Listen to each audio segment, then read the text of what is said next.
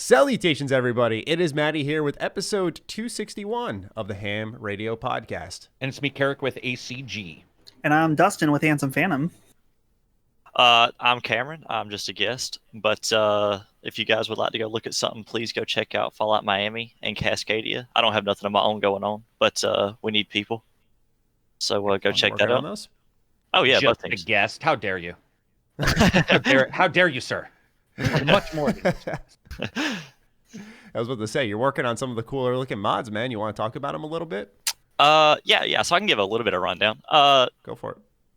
We are actively always looking for people in many positions, especially level designers and programmers. So for all you crazies that know how to use the CK, come on down. You know, we accept a lot. They're both coming along good, though. A lot of progress has been made behind the scenes that hasn't been shown. There's been a huge change in how you see some of it. You won't see a whole lot of it in these smaller dev dives, how they have been usually. It's going to be a lot more like maybe 2 a year, maybe 3, 4, just depending. But a lot of it is picking up really good. I would say, especially for Cascadia, they look amazing. It's seriously like, I thought Fallout 4's level design was originally good. I thought 76's level design was better. Personally, it's just a level design. Yeah, I know. I was just making a joke. hot take. Cascadia's and Miami's, though, is insane. You will literally think it is something directly out of a Bethesda studio. It's a lot of work goes into these things. There's some awesome teams. And even if you don't want to join, you can always join the community tabs and just talk and chat. I mean, every single day people ask questions and we answer them. So, yeah, that's basically it. Awesome, man. Well, as someone who's covered a lot of mods on the channel, both of these actually in particular, we appreciate your work and anyone else who's chipping away at them because certainly it's like a full-time job, but I don't think you guys receive like any pay, right? Like none at all. We don't take donations at all. It's just by fans, for fans. It's all free. It's just because we love the game. Some of us are actually from, not me in particular, but we do have people that are in the gaming industry who work on. I think we have a couple guys from Ubisoft that do some of our level design. Cool. But a lot of people are either using it as a portfolio to get into games. Some people just like to make them. So no, there's no payment. It's literally just because we love doing it. Nice. Yeah, I was just more so curious on the ins and outs of that, man. So that's great. And I'm excited to see more, especially for Cascadia. That one I remember covering 3 years, I want to say, ago. That was Seattle, right? That's where that Fallout game's supposed to be set? It is Seattle and then some. It is massive. That's all of us say. Okay. But it is... It's named after the Cascadia range. Yeah, it is. Yeah, so it'll be down to California, possibly. Awesome. Very cool. Awesome. All right, ladies and gentlemen. Well, this is the H.A.M Radio Podcast. Every week, myself, Karak, Dustin, and sometimes a guest, we round up and talk about the latest and greatest in gaming. This week, we're going to be focusing on the Xbox Game Showcase, running down each and every single reveal, announcement, revisement of gameplay or lack thereof. So it'll be a pretty lengthy show. It'll be an enjoyable one. So we hope you're comfortable. As always, if you want to support this show directly, you can go ahead and join the Patreon for $1. You get early access. That's $12 a year for early access for our weekly show. On top of that, we just launched last Wednesday our first episode of Extra Slice of Ham, which is our supplemental show. We talked about The Last of Us Part 2. We answered some of your additional questions that you've been submitting via the Patreon posts or as well as the Patreon Discord, where we answer some of your questions here on the show as well. But yeah, people seem to respond to it really well. We're hoping that can grow. Dustin's going to be joining me. Karak, if he's ever open to it or has the time to, will be joining me. Sometimes my friends will be. And hopefully this will become a good part of our little podcast cycle. But right now, early impressions are pretty good, and we're happy to hear that. But gentlemen, enough of me talking and promoting my own stuff. What have you fellas been up to? Go ahead, Dustin. While you go, I'm going to put this dog away. Okay, let's see. Are we talking games? Work? Whatever. Okay, well, I have to tease. I just finished a video for you, actually.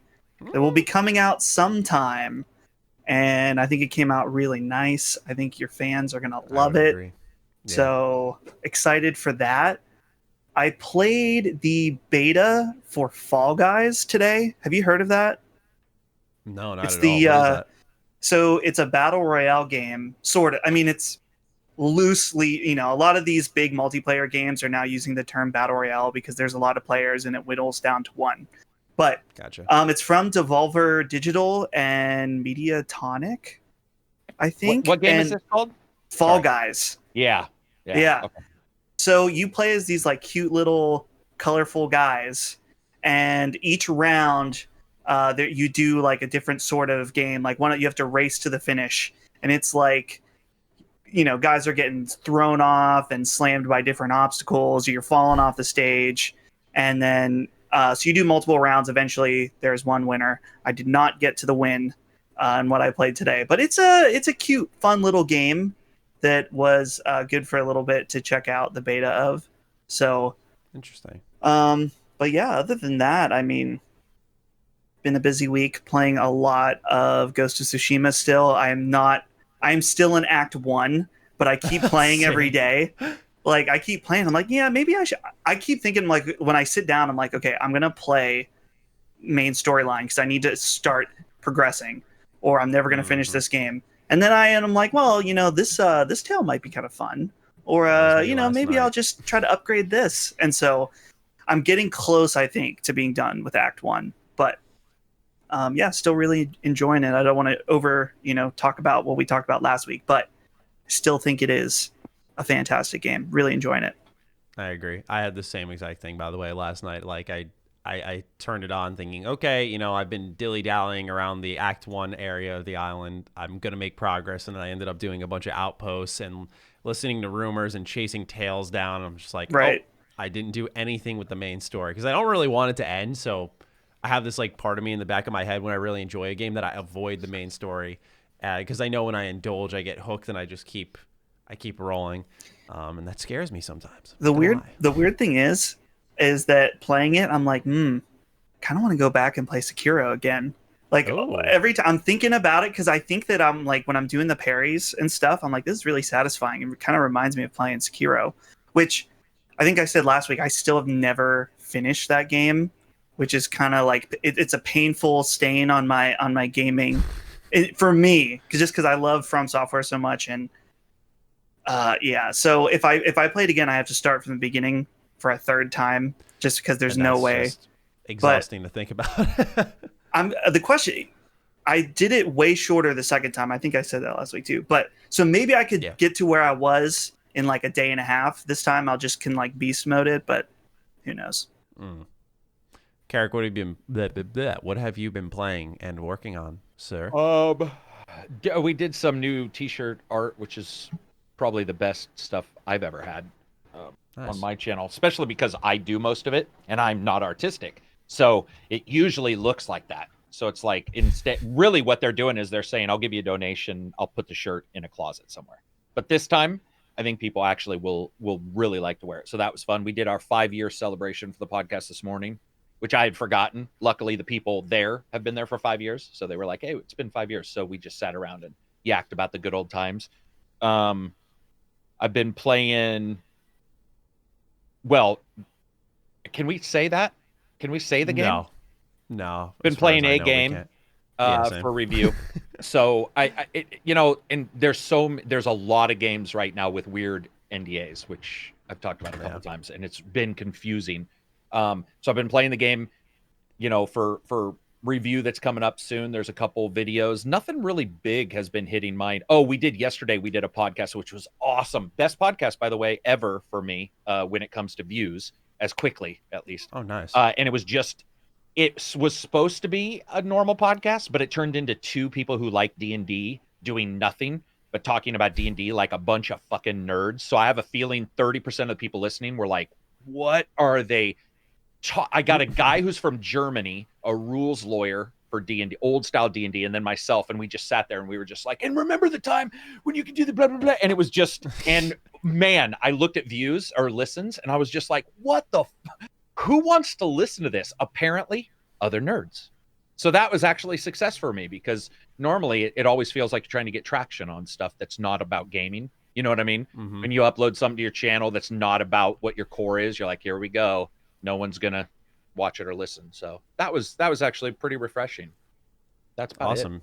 Yeah, that's about it. Yeah, that's always like the best feeling when you're making videos is, you know, how you can just like throw something out there and it does way better than you expected. I mean, I had like a similar thing, although like it's a really big game. It was Ghost of Tsushima. When I put my video out, my like pseudo review, and it's like at 90K now, which, you know, for me is really good because my channel is definitely not associated with like, even though it's from a Western developer, like Japanese style games, like outside of Persona, it's really not, and that's fine. Even though they're the majority of the games I play sometimes, but I understand like where I fit in with it all. So it's like cool to just be surprised by something like that. So I'm the same way, and I'm glad you've found that success. Yeah, I've been playing a game as well that we can't talk about, but we will be soon. What else have I been playing? Still Tales on my phone. Dustin, have you fired that up yet? Or? Dude, so my phone's been real screwed up, like with storage and stuff. Like I had to completely reset it. But let's see, you can you can kind of see the icon there. Yeah.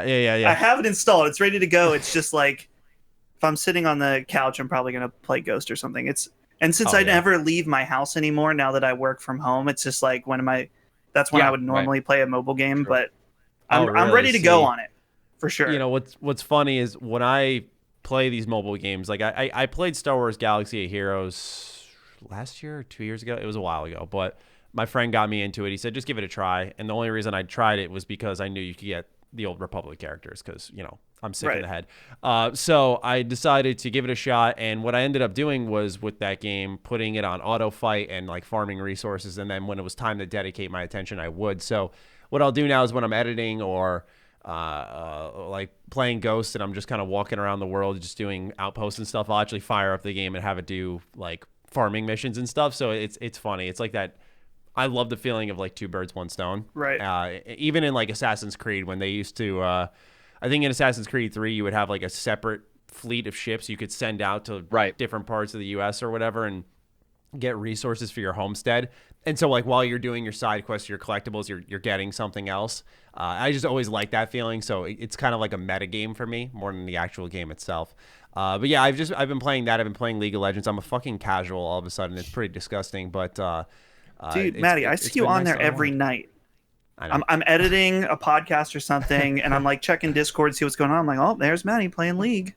Yep, because my friend, he gets on at like 10 or 11 every night, and it's just like a ritual at this point. You know, when he gets on, like I was in the middle of playing Ghost, I'm like, I guess I'll put Ghost down. And I'm like, am I addicted to League, or do I just like to play games with my friends? I'm trying to figure that out right now.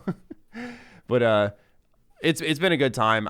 The reason I'm so like insistent on playing League really is because I went through this, like I've been playing since April of this year, and I went through like a period of time where I just really, I'm not even good now, but like I really fucking sucked at the game. And like I hate sucking at games super bad.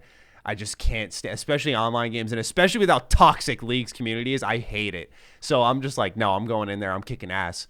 So I've found some new determination. I'm now playing Ari. For those of you who play League, I am running the mid lane right now. So if you bump into me out there, good luck. Good luck. Anyway, let's go ahead and Cam, I'm sorry, I cut you off almost. What have you been playing, man? So much Halo. So much Halo. Over like the last couple of weeks. Which Halo? All of them. Like Master, the whole. So me and my friends. Well, I've had it, but my friends got the Master Chief Collection, and I'm a huge Halo nerd. But they haven't fully experienced the campaign. You know, they just kind of played missions here and there. You know, or maybe with their brothers or whatever when they were young. And I found out, and I'm like, well, we got to play it. So we've been playing the campaign from Reach to Reach on up. And we've been playing multiplayer throughout. Mainly Reach, though, for the multiplayer. A little bit of 3, but we've made so many Forge maps. You know, we've just been having a good time. It's really felt like 2011 or 12. And it's been awesome. It has been awesome. Hey, old Halo always brings up those emotions. I don't know how else to describe it. So I have not played Reach since it came out. That's the one Halo game I do want to go back to. My friends have been playing a lot of Halo 3 lately. They've been like really, really grinding it. I just liked Halo 3 because of its story. I did play a lot of multiplayer for it in middle school, but for me, man, Reach, like, I loved everything about that game. The story was so sad. Like, I just want to go back and be sad over it again. I really miss it, man. Yeah, it's been nice. What's your favorite out of all the Halos? Well, that depends. If we're talking multiplayer, it's probably got to be Reach, and that's probably because I was too young enough to fully experience 3. When I started playing games seriously online, 3 was towards the end of its lifespan as far as multiplayer goes. So I wasn't there for a lot of the early stuff. I didn't have a whole lot of friends. You know, I wasn't playing with a community on there. I was kind of just messing around. When I got serious, it was Reach. But story, it's Halo 2, and for me, it's probably not close. It just, as a kid, because I played the stories way before I even got into multiplayer, it just blew my mind. It was insane. That was me for Halo 1. When you first touch down in the ring, I think it's the second mission in the game, and you realize how open the areas are. You go to that first Covenant kind of base thing, and then you get on the Warthog and you drive down into like a tunnel area, and I was like, this game is huge. And I was like in 3rd grade at the time. I was borrowing my brother's copy because I got Batman Vengeance and he got Halo. And so I was like, I'm going to slide this into my Xbox. We got screwed on that deal. I like Batman Vengeance. So I mean, you like I it as much as Halo, though, Matty? No. No. No. But yeah, and for me, when I went to the snow level, I think it's level 5. Yeah. Combat Evolved is my favorite one, though, man. I just that was like one of the most definitive story games I've played. I was always about the story in Halo. Like the multiplayer was always secondary. I know everyone talks about LAN parties with 2. That seems to be like the thing I read online a lot, but I never really experienced that. It was with Halo 1 and then Halo 3. I played a butt ton online. That was really it. But anyway, Cam, I'm sure you want to talk about the newest Halo. Oh, so much. Okay, good. So we're going to go down each announcement from the Microsoft showcase here one by one and talk about everything. I'm sure the longest discussion will be this game right here, Halo Infinite, which was the first game shown during the Xbox Game Showcase.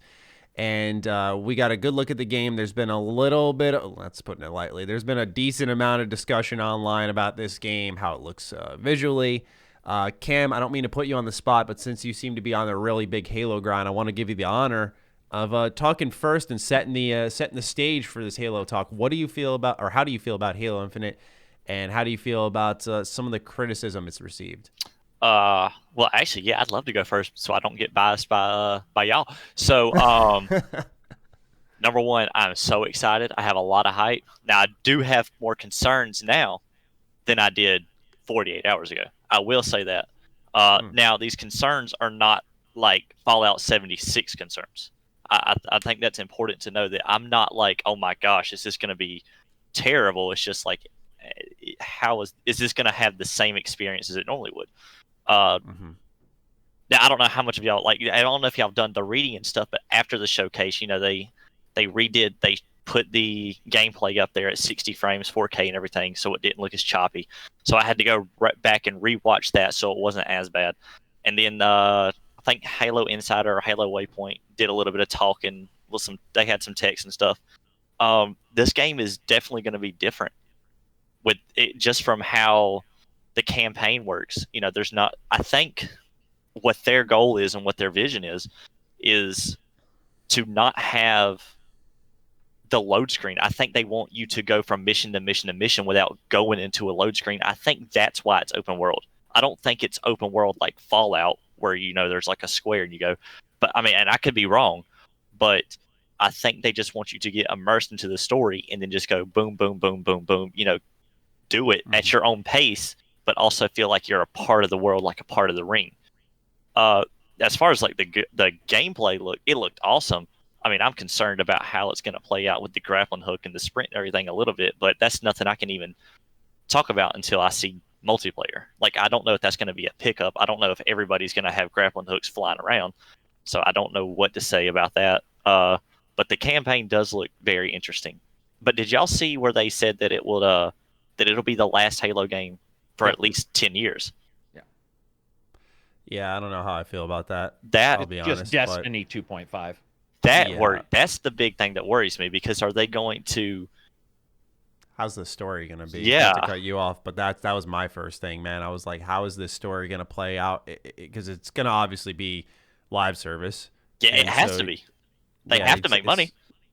So you gotta wonder. I mean, you gotta thank Game Pass for that one, man. They're crafting games around this thing at this point in time, right? I would imagine so. It's so successful. All their first party games are in there, and you kind of get your money in your money in a way, right? If you get someone buying into Game Pass and then buying into Halo or buying into Sea of Thieves and what those various services offer, I'm sure they know that Halo, if they do it right, big if, could net them a ton of cash.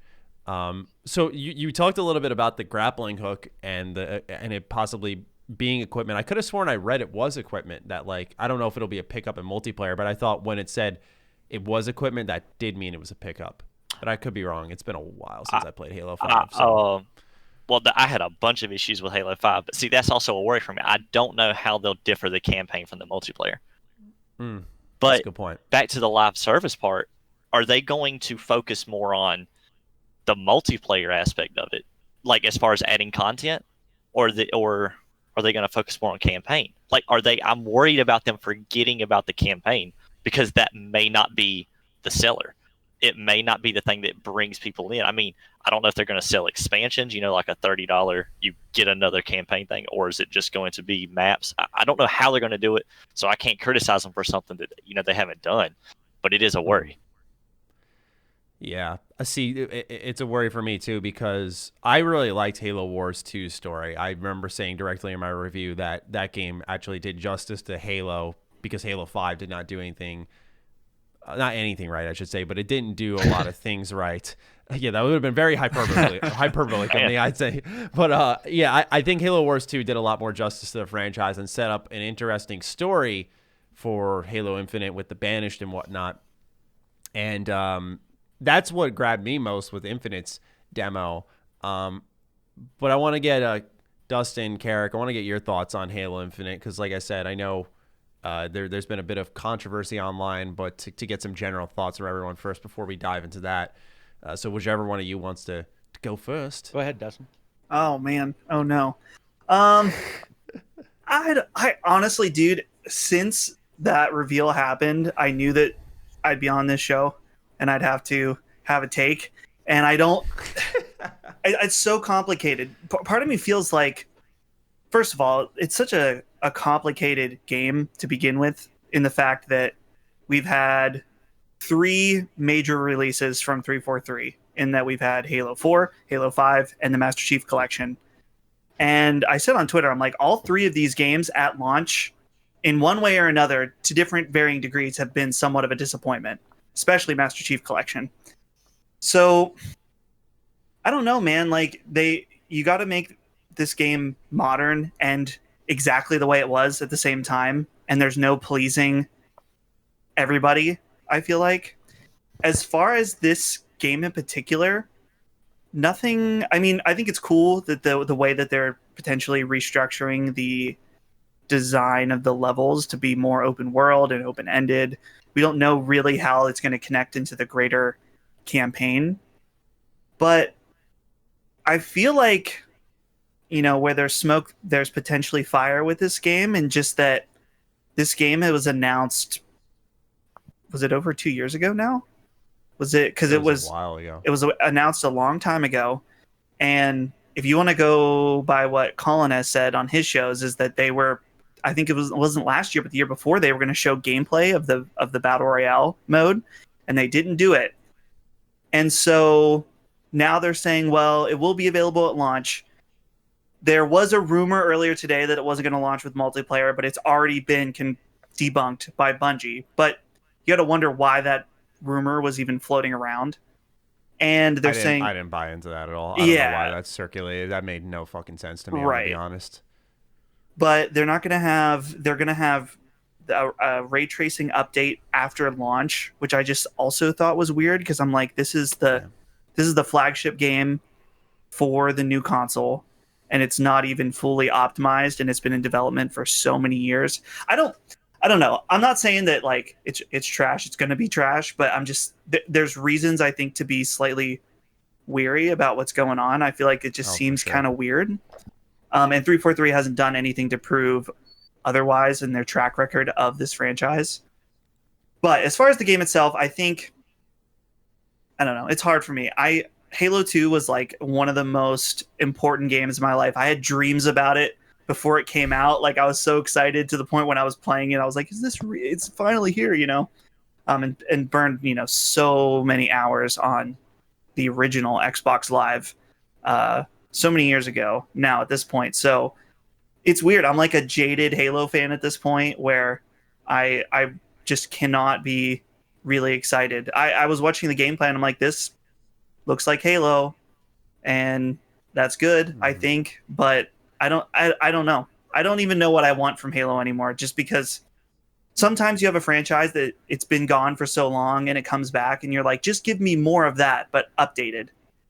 And Halo has kind of consistently meandered for the past almost 10 years now.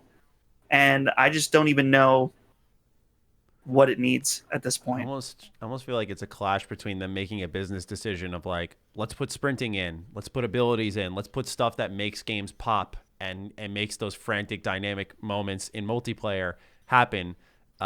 But they know that what really made Halo back then was like, hey, no sprinting because we want people to get to the weapon spawns at the same time. We want to create a gun. Like this is going to be an area on the left side of the map where a lot of gunfights are going to happen. Like I feel like they missed that. And because they're sprinting, then you get something like Warzone, which I remember playing a little bit of it. And I thought the concept was cool, but it just felt like big team battle on steroids. It was just like absolutely friggin' insane. And sometimes chaos is good. Sometimes chaos can work, but it has to be like a controlled chaos. It didn't feel like that because you didn't have, like I said, on those tighter maps with no sprinting, measured distances where you knew kind of based off spawns how quickly someone could get to somewhere. Now you don't know if someone's sprint is depleted or it's full, what abilities they have to dash there. Because if I remember correctly, Halo 5 had some type of, Cam, you could probably confirm this for me, like a dash or like a melee dash of some kind. Yeah. They had the you could like move left and right without. Yeah. Definitely. Yeah. Okay. Yeah. And so like that type of mobility works for modern games, and they have to make a choice. I feel for Halo is, okay, do we want to go all modern bells and whistles, or do we want to stick with what's classic and works? And you know, some will say, I don't think you can do that, but I look at Doom and say, well, yeah, you can modernize what that series is. So right, that's just my take on it, man. I like what I saw. Sorry, I didn't mean to cut you off. Oh no, you're good. One last thing that I was just gonna say, and then I really am curious about what Karak thinks, is there's a controversy about the graphics right now. Yeah. Which with any type of online controversy, especially in the gaming industry, it's like the truth is always somewhere in the middle. It's like, on one hand, I'm looking especially at that brute at the end, and I'm like, maybe not so hot on some of this. But yeah, it's one of those things where it's like, yeah, maybe the graphics aren't quite where you might expect for something like this, but also it really doesn't matter. I mean, it's going to look great on your 4K TV at 60 FPS, hopefully. If it's fun to play, great. It's much ado about nothing, if you ask me. But Karak, what do you think? Yeah, I would pretty much agree with all that. There's no, I mean, I always talk down about games being shown now and then they're downgraded. And then we also get games, if you know anything about development, you can get games that are upgraded and look better. Like that's just the way game development works. So I don't care about the graphics right now. I will care day one. I would agree also that all their games have been shit day one, or at least had issues. I was really not a fan of Halo, the Master Chief Collection. That was so disappointing. That was that was a piece of dog shit. And not only that, but if you were to see Mario be treated that way by Nintendo, people would have, they would get on boats and they would go to Japan and they would find the owners. If any other, and Microsoft got away with it, weirdly enough, because I remember they did, because I remember reviewing that and saying, even if they fix it, you should not buy the game because how dare, and that was a little bit pretentious, but it was also like, how did that happen? And it seems like everything with Halo for the last 3 games has been, how did this happen? That's more what I ask, not like, this is awesome. I'll have those cool moments, but it's always tempered with like, what? Like, what's this decision here? What's that decision there? When it comes to the Infinite stuff, I don't care because they haven't said anything. I'm done even worrying about what Infinite means. Like, we're so far past, we're close enough. They should be talking about it. They're not. So I agree with the smoke fire thing. There's possibly something going on in the back end. What I saw looked like Halo. So that means I'll enjoy it. You know, like if the core gameplay is there, I'll enjoy all that because I do like Halo's gameplay. So, and graphically, I have never been of the feeling that technically Halos were ever a billion times better than everybody else, but artistically they have been their own thing. And so to see a Spartan-like looking location, the way that they handle their tech, that wasn't incredibly bothersome to me because there's always been a weird look to Halo, and it's never been gritty realism like Battlefield. So to me, what I saw,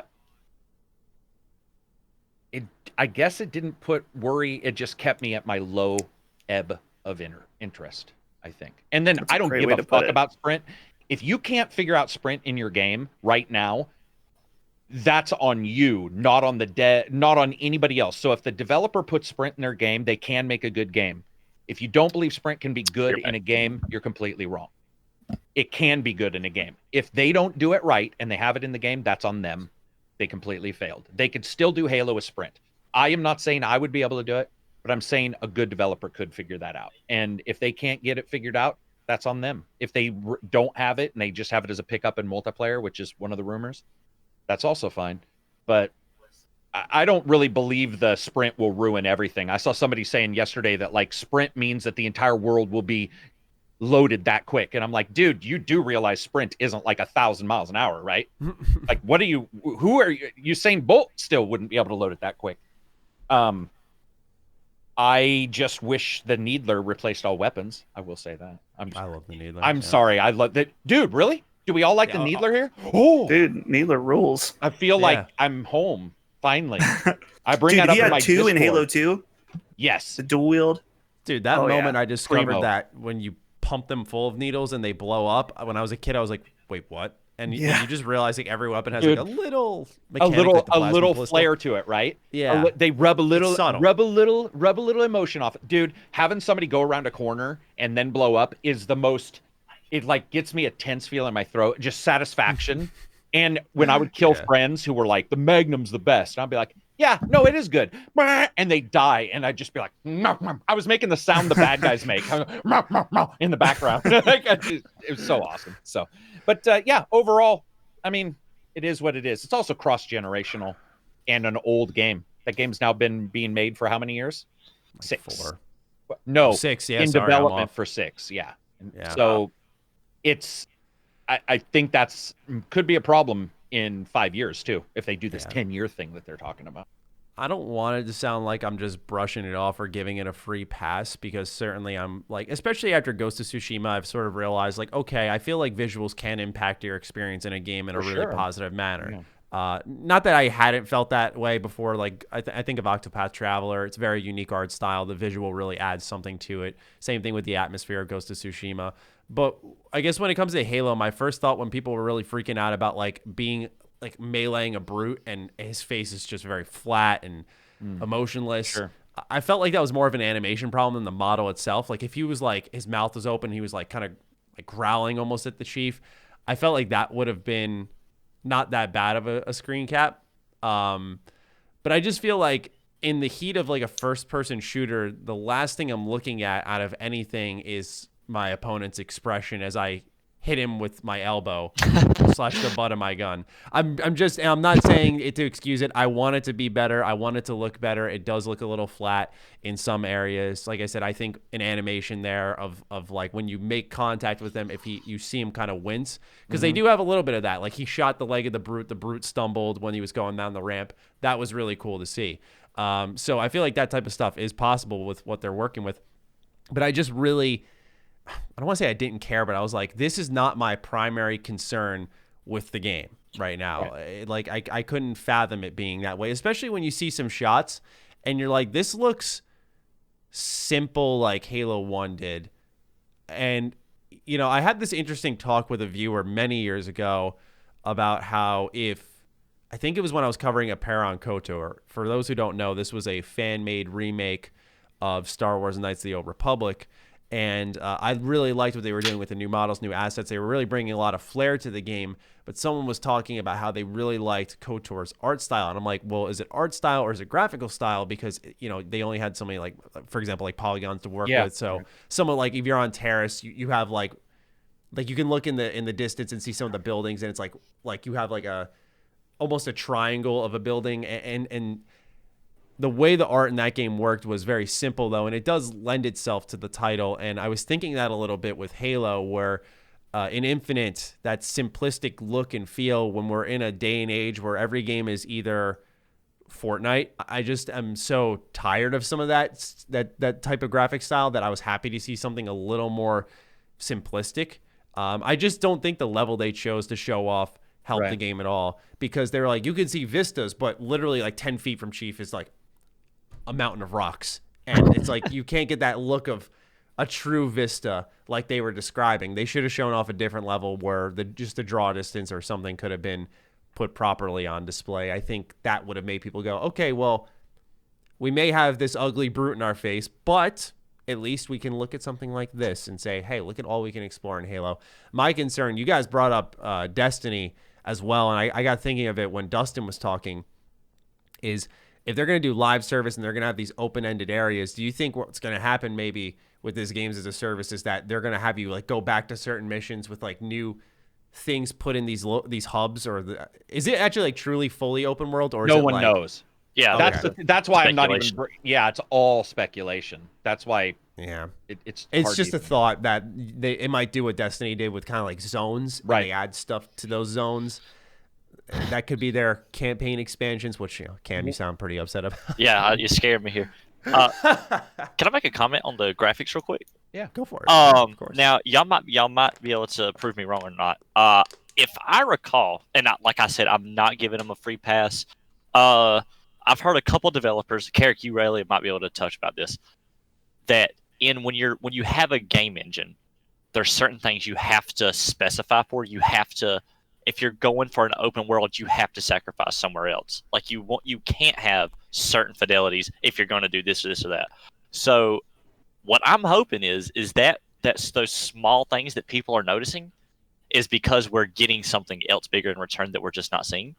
But also Halo 5's beta, I'm pretty sure a lot of the models were a lot worse before it launched. Yeah, I can speak to that. There's a couple, like some of the armors look night and day. And so, I like I said, I'm not giving them a free pass, but I'm hoping that that the gameplay, the world, it speaks for itself, and then we can just say, you know what, like later on, I hope I can give them the pass for the Brute's face, because the Brute fought good, it was good sound, and I felt immersed, and I'm like, you know what, that's not that bad. But there's a complete chance from a studio, the last big game they did, Halo 5, I think, because I think someone else did Halo Wars 2, if I'm not mistaken. Yeah, it was Creative Assembly. Yeah, so the last game they did a similar thing, where it was completely different for a lot of the armors. I mean, like night and day. So maybe that's the case. I don't know, but I do think they should deserve some credit for going back and fixing that before launch. Yeah, I mean, you touched on something. Sorry, Karak.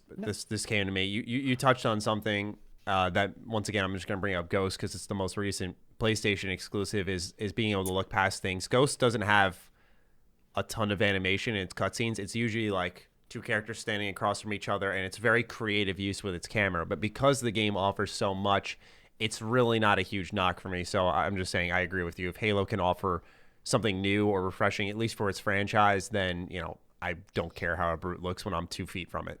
Also, it should be, I mean, if we are going to bring Ghost of Tsushima, it has been massively downgraded since its original demo 2 years ago. Yeah, no Ghost of dismemberment, right? Dude, entire lighting passes are missing from that game, and it still looks great. Oh. But I'm just saying that game has been massively downgraded from where originally was shown. But anybody who understands games after a while, you're gonna have to come to that conclusion. You're at some point in your life, you're gonna have to understand that until day and date, you just don't know what's happening. But I was gonna say, bar any of the other discussion we have, I don't know what Microsoft was doing during that event, but they nailed one thing that Sony failed on, which blows me away. Their audio was fucking impressive throughout that entire thing. If you had earphones on, the 3D audio in Halo was insanity. And it was weird because everybody in my Discord was like, Sony told us to wear headphones and they never used any 3D audio. Microsoft didn't say a word about it. And Halo in particular was just awesome when it was being streamed. That was something you could hear. I remember one of the first shots goes behind you and I was just like, wait, what? Like it was night and day.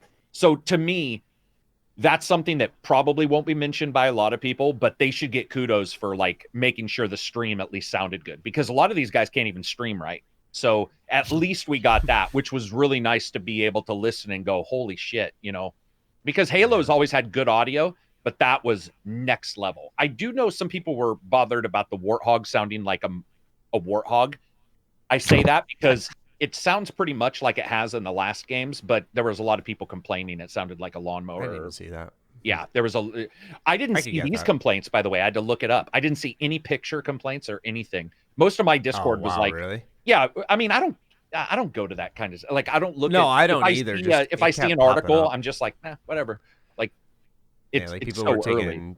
screenshots of, I think, like the opening level of Halo 3 where you're in like the woods and like you see the sun peering through, and they were comparing it to like a shot of Halo Infinite, and I'm like, Halo 3 is my favorite Halo, and I can show you a shot that makes that game look like the ugliest game from the N64 era. That's why I don't like the problem comparative with screenshot comparisons. Yeah, exactly. Right? We talked about it when Karak, it was just you and I. We talked about Spider-Man and like the puddle and shit, and like we were just like, this is kind of stupid.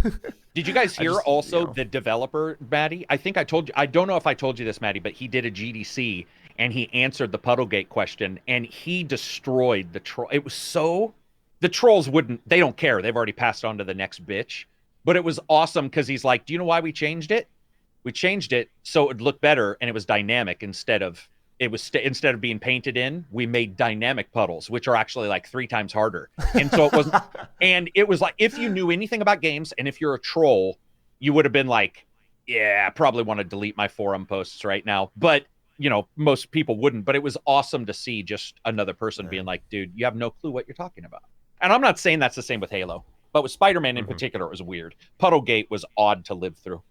Yes, I agree. Well, we dedicated a lot of time to Halo. Let's go ahead and talk about the next reveal that happened during the Xbox Game Showcase. That's weird. This article I have is actually not in order at all. It has Fable next. It's got every announcement. Do you guys? We'll just go in this order. We can go in whatever order. Yeah. Yeah, we'll just go in this order. We're using an article from GameSpot. Fable's next. It's finally back, as rumors had suggested. It's by Playground Games, who developed the Forza Horizon series. And we got a trailer of a fairy being swallowed down by a toad. Bullfrog or a toad. Yeah, or a bullfrog or whatever, sorry. And then we got a title card. I was really excited for Fable. I called it Fable before, but I was really excited for Fable to come back. But I want to hear from you guys first. What do you fellas? I almost said folks. What do you fellas think about what we saw of Fable? What little we saw of Fable, rather. Go for it, guys. I don't have a lot to say because here's the thing. I'm trying to be consistent about this now, since I'm really starting to take notice. Is that I just can't get excited about such like this small of a trailer. Yeah, we know pretty much just as much about this game as we did before the announcement. Right. We just, all it was a check mark. Yes, it's happening. And I guess we got confirmation that it is sort of more like the original in that it's more fantasy and not steampunk era, right? So I don't know. I think the most interesting thing is that Playground Games is working on it, and they I know they did the Forza Horizon games, but have they done anything outside of like racing car games? No, they hired 200 people. This is their side. Okay. They did it about 2 years ago, I think, is when they created the secondary project. Right. I just don't get why, after all this silence, that when they finally did reveal it, I'm like, oh, they're going to show a little bit more. I mean, I'll be the first to admit, when I saw the reveal, I like screeched. Like, you can go watch my Twitch VOD. My voice cracked so bad because it happened. I was like, fuck yeah. Like, it was so bad. But, you know, because I was so excited. But then, like, as I came down from the high, I was just like, I want to know more, and I'm not going to know more for a while. And that's what sucks about it all. Because it's like, oh, we finally got it, but it was like Dustin said perfectly, like just a check mark. It was just a check mark announcement. It's like, yep, it's happening. I don't know if this is the appropriate time in this podcast to bring this up, but I'm wondering if, since you said there's, they don't have anything ready for it, right? Seems like a lot of their actual next gen stuff is not ready. Like, yeah, because they did so many acquisitions and stuff. Yeah. And I think that'll be the theme. I guess I'll just say that and we can bring it up at the end, but like the more announcements that we go through, the more it's just going to be like, here's a check mark that it's, like very few of the real next gen things, like even the new Hellblade game. It's like, I was very shocked we didn't see much of Hellblade too. Right. I thought that was a slam dunk. Yeah. Not to get off topic, but yeah, I'm with you on that. Fable, looking forward to know more. I'll leave it at that. Okay.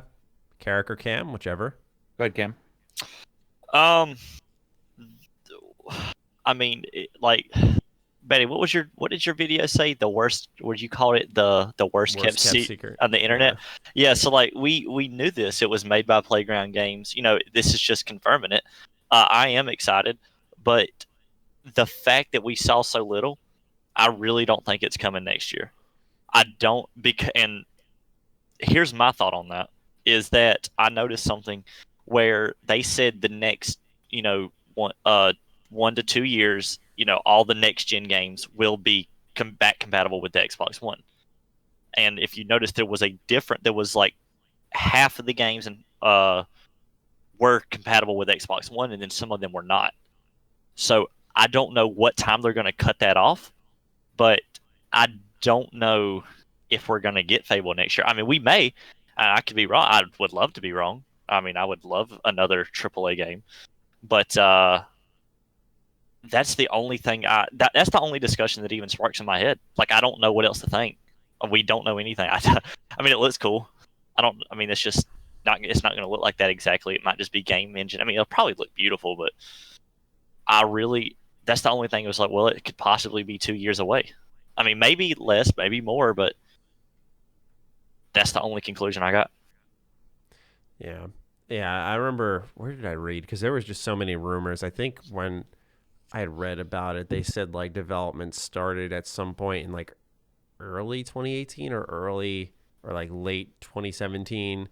So by this time, it's about 2 years or so into development. And if it is like the open world Fable game, like we're expecting it to be, like it had been reported, especially since it's from the ground up, it's not like they're carrying much over from a Forza game into this. So they just got sheer manpower to cut through all of this work.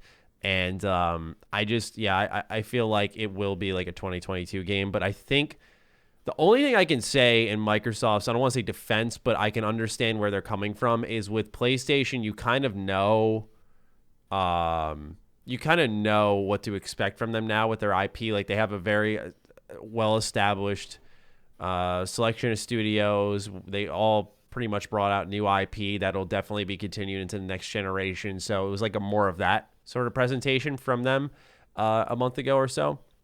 With Microsoft, though, because of all their studio acquisitions, we need to know what they're working on. We need to know what direction they're heading in. And so I know a lot of people, and I'm one of the biggest advocates of, like, give me gameplay for sure. But I guess I was very curious to see, and we'll talk about it a little bit later, but, when we got an announcement for State of Decay 3, I'm like, oh, shit, yeah. Like, knowing, same thing with Obsidian, knowing, that, I cannot remember the name of the studio, Karak, who works on State of Decay. Undead Labs. Thank you. Undead Labs with a AAA budget, and it looks like it's outdoors, and it looked a little creepier. State of Decay 1 was great. I love 2. I re-reviewed it this year. I think they're both great games, but they definitely, you can see a budget in them. Yeah. For sure. And so the idea of just taking the shackles off, same thing with Obsidian. It's like, oh, hell yeah. So I just feel like with these trailers, at least with Playground, we know they're kind of proven, but with these cinematic trailers, they are a little problematic for the show overall because it doesn't leave us with much to discuss. But I feel like with Xbox, their biggest issue is not having a future or an ecosystem, so they needed to put something out there. I really think they did heading into a new generation, personally. Yeah, I would agree with that. I think I'm so accustomed to seeing stingers from Sony that, like, Microsoft doing it, I think people are, like, acting like it's strange. It's like, dude, you've been alive for longer than 5 years. You've had to live through this 100 times. So, like, to me, stingers, little tiny snippets, little, title screens don't bother me. I mean, I would rather see gameplay like everybody else, but I personally believe we would have seen 2021 if it was a 2021 game. They would have just put it on they would have just put the date. They didn't, so I assume 2022. And to me, I see a lot of people pretending like that's a point of concern. It's like, I'm concerned it's 2022. Where does concern come into the date? Concern to me means a worry about something. A date does not, to me, indicate any kind of worry. If they said this fall, I would actually be worried. I'd be like, wait, we haven't seen anything and they're releasing it this fall. Like, what are we getting? So it was just a stinger. And I don't care what they showed. That means nothing to me graphically. It could look nothing like that. We've seen that by every company where they'll be like, look at what we're going to show, Agent by Sony and Rockstar. They'll be like, hey, look, and it'll never, Last Guardian was an entire fucking, generation later. So Final Fantasy 15. Final Fantasy 7 Remake, I eat my words there because I truly, for a long time, did not think that was going to happen because it got reset so many times. I thought it was just going to, peter out. Good. and it turned out to be damn good. So, yeah. I mean, it's great, but what's Fable even mean now is something somebody has brought up to me. Yeah. I'm okay. I say this all the time. The rare that you guys liked is not the rare that we have now. That. Peter Molyneux's not there, which could be a positive. But it's like, what are you going to get from Fable? Probably the British type of humor, that kind of thing, and in that fantasy world. And fans of Fable, by the way, are working at that company. That was actually one of the things they wanted to do, was bring in people who did know about that world and all that kind of stuff. So it'll be interesting. There was a very interesting rumor that I really wanted to get your guys' take on. So, and you guys should know me. I don't like to rumor monger and like dig stuff up, but this one does seem pretty legitimate. So there was a French journalist. It got debunked this morning. It did get debunked? MMO? Yeah. Got completely debunked. By who? Jez Gordon from Windows Central, and then Aaron, I think, even said something on Twitter. Okay, yeah. It was really interesting to see that because everything that was said was accurate, and then like Fable MMO sitting there. Yeah. For those who don't know the backstory, it had like State of Decay 3. It had like the person knew everything that was being announced. Yeah, and so like it said Fable MMO, and you're like, oh, but he got everything else right. Really? Okay, wow. So I got to look into that a little bit more. Yeah, while you're going on to the next one, I can look and find out. But I was talking about it in our podcast, and everybody just dived in. They were like, it was just debunked completely, blah, blah, blah. But if you want to continue with the next game, I can look, and I can find that to verify everything. And then we can circle back around if that's undebunked. Let's go ahead and do that. All right, let's move on to our next game here. I'm going to bring up the list. This time we've got Hellblade 2, Senua's Saga. So this is confirmed. I feel like it was already said on Twitter, but this is being built in Unreal Engine 5. There was no gameplay once more, and they announced a new dev diary on stage, which that was pretty fucking mind blowing. Not gonna lie. What did you guys make of what little we saw of this game? Go ahead, somebody. I feel like that's a game where they just show it just because people think it's going to be there, just because people assume that it's going to be there. I don't feel like, I mean, based on how the world goes or is going right now, I feel like they just are putting stuff out there to continually grab attention on it, just so you don't forget about it. The fact that there was not gameplay was surprising, because I felt like that was one thing where I was like, yeah, you're going to get Halo Infinite, that, and then surprises. But that ended up being a surprise on its own. I'm not too interested in it though. Honestly, it's just not really my forte. But it was like, what interest I did have was somewhat lost, because I didn't see it. Because I was like, you know what, I'm not really looking forward to this, but I'll give it a chance. And then I try to give it a chance, and it's not there. So I'm like, well, I don't I don't know what to do now. So, yeah, that's it for me. Okay, Dustin. I feel like the announcement from this is actually what they didn't say. To me, the announcement was this won't be ready for launch, but without actually saying it won't be ready for launch. Do you know what I mean? Yeah. And I think that Cam's right about just kind of like reminding people that it exists. Kyle Bossman, who used to be at Easy Allies, has a really great video about sometimes a game is more valuable before it's announced than when it's actually out. Now, Hellblade has a great track record, but if you think about a game like Recore, which that KJ Inafune game, had more value before it came out than when it was actually out, to convince people like, hey, this system is going to have all of these games. So I think a lot of that with this, they want to remind you, like, even though we don't have anything to say about Hellblade, and even though it's probably not coming at launch, we want to remind you it's coming. So when you're making that decision on whether or not you want a Series X or whether you want a pre-order, keep that in the back of your mind that this game is coming. That's a good point. I never thought of it that way, because we really know nothing about it. I thought it for sure it was going to be shown off just because they revealed it in full in fact, we got a bigger trailer at the Game Awards than we did for Xbox's own game showcase. That's what kind of baffled me about the whole thing. I really liked the first Hellblade, so I was excited to see more. I wouldn't say excited. I was very neutral about seeing more. I really liked the first one, but it's not like the adoration of like carryover. So that's just where I stand on it. Karak? I think, they were trying to show it as like, this is the IP that we have in the future. See, the thing is a lot of people will bitch and say, oh, Xbox doesn't have anything, and Xbox shows something. They're like, you didn't show enough. You still have nothing. Like, sort of like that girlfriend you can't win no matter what. So to me, I'm more along the lines of, they showed that it's still in development. That's pretty much it.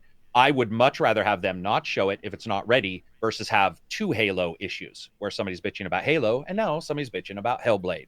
Because regardless, game fans are we're pretty prissy bitches. And if you're a game fan of one particular system, you are going to try to point out any negative. And they probably looked at it and were like, you know what, we're not ready to show something that's like ready to be shown at this time. And I'm actually okay with that.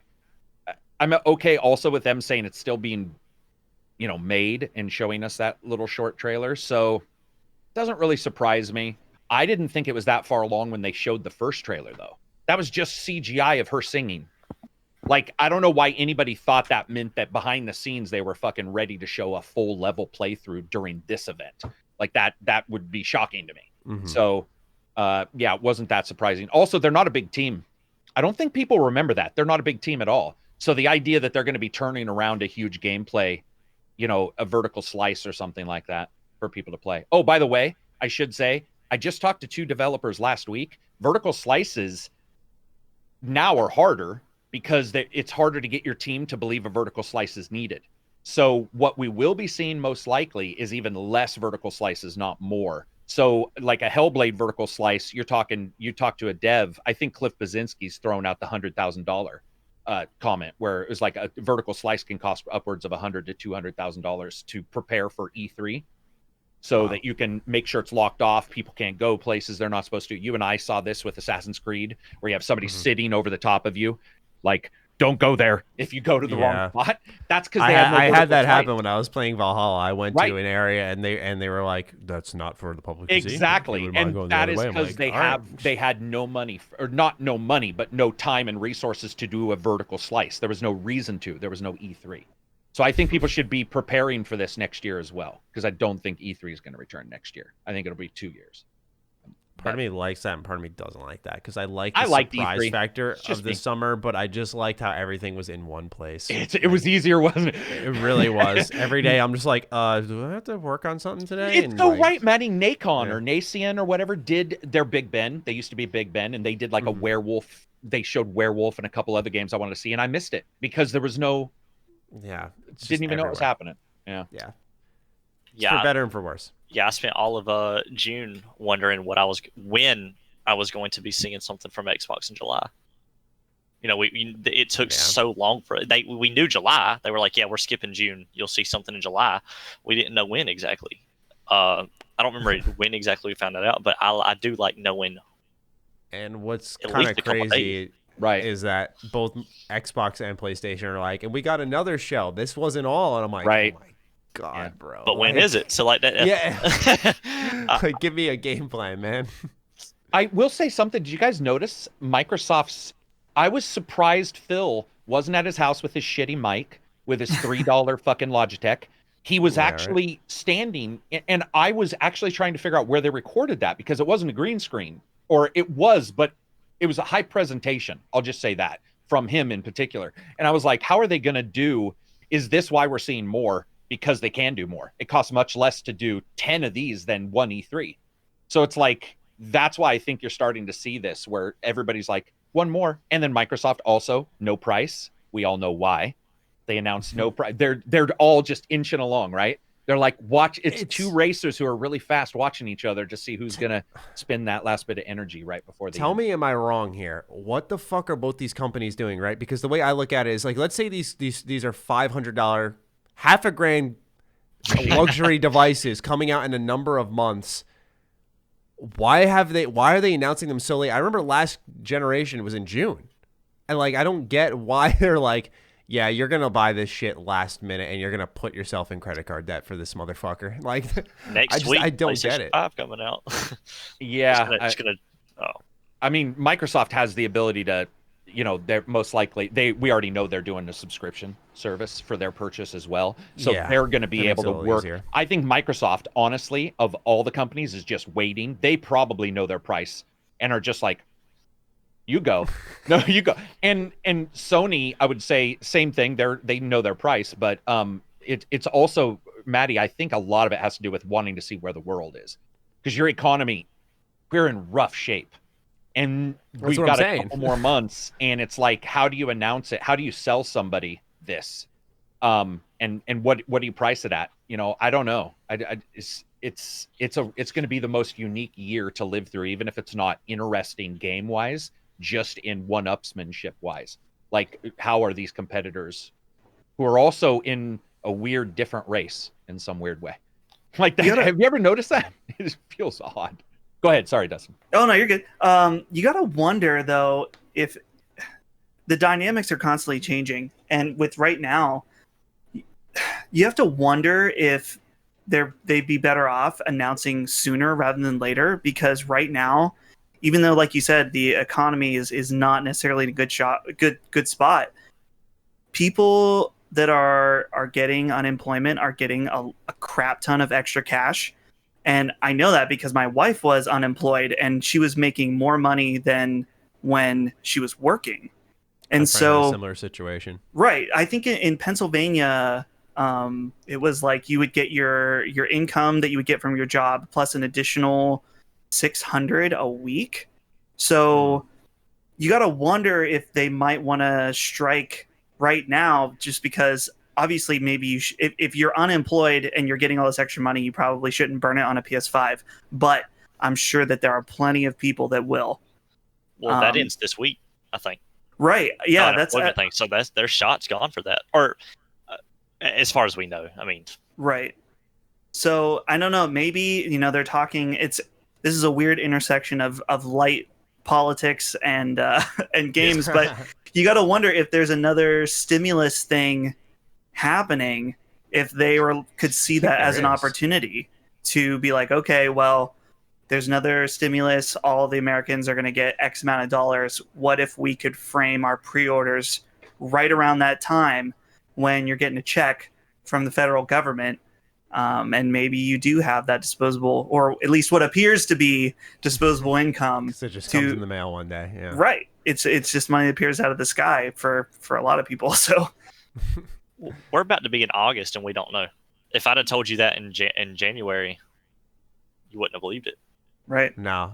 That's why, yeah. Okay, That's so insane. I'm glad I'm not crazy because I'm just like, I feel like no one's talking about, like, I hear people go like, oh, and no price, but no one's like, and no price, like, well, hello. I think we passed incredulity like 3 months ago. At least I did.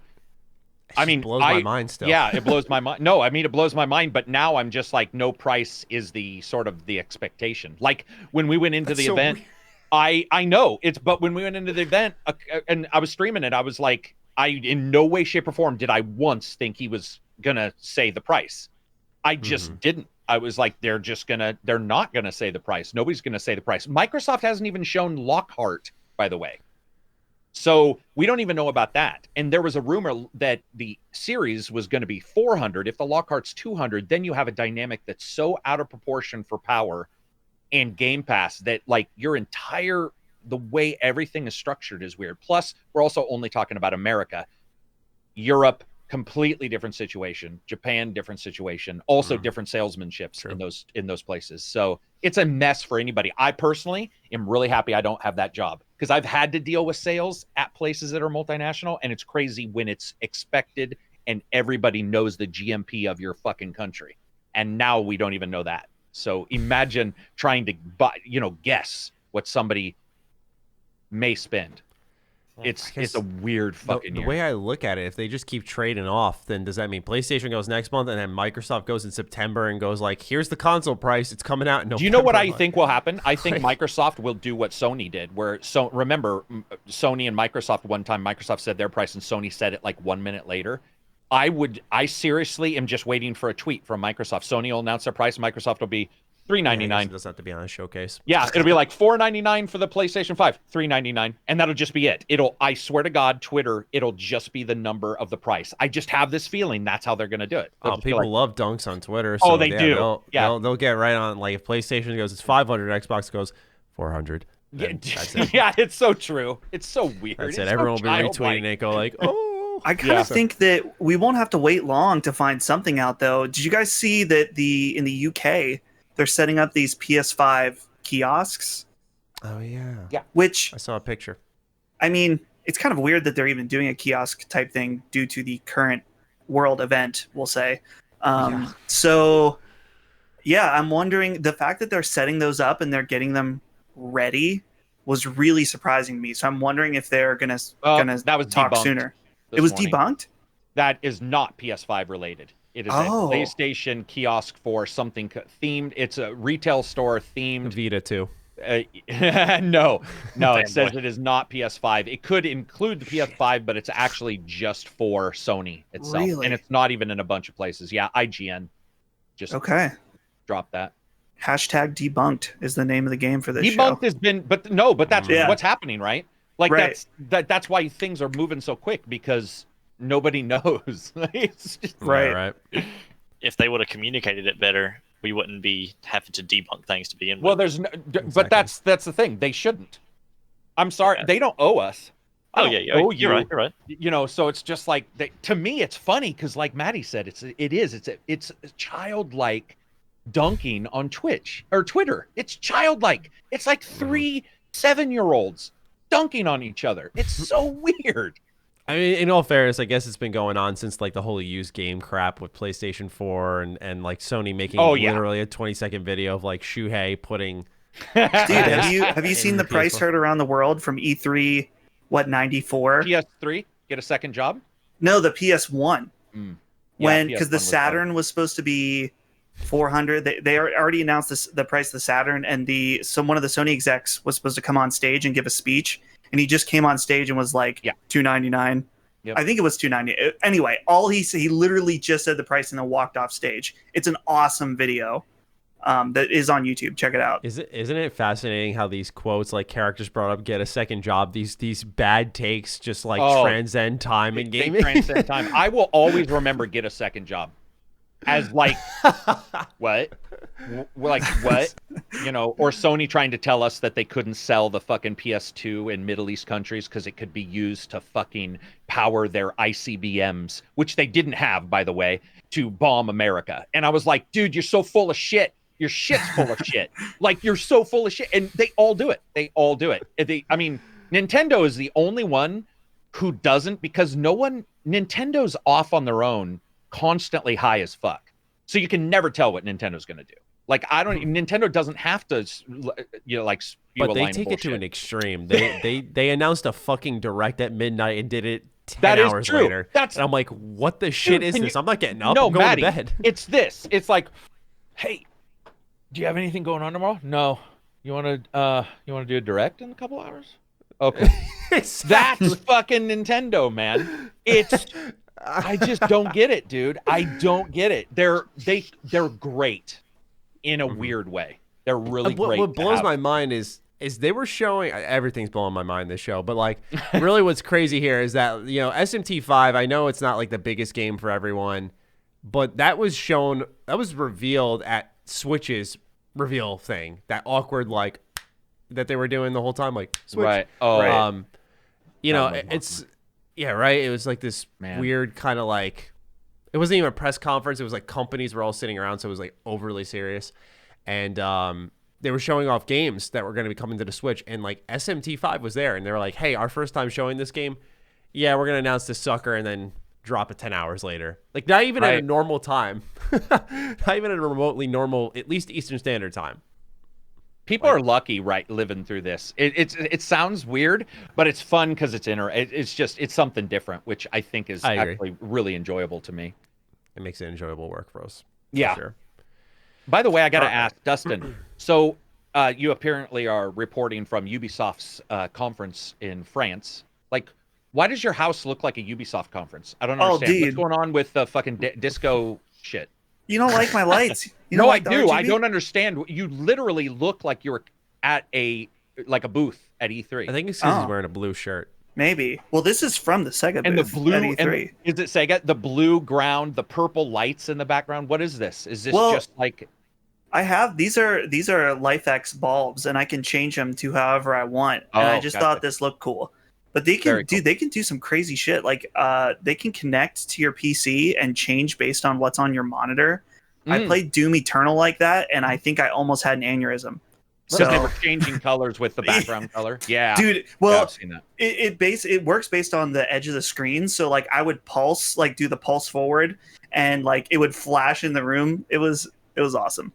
But oh my god, it was awesome like for everybody not that called Dustin, because I bet you your family was watching that going, "What the fuck?" Yeah, yeah, yeah. All I've got is this little thing right here, and because the lights are so bright here, like here, I got a remote. Let's see if I. Oh shit! High-fangled. Here we go. Red button.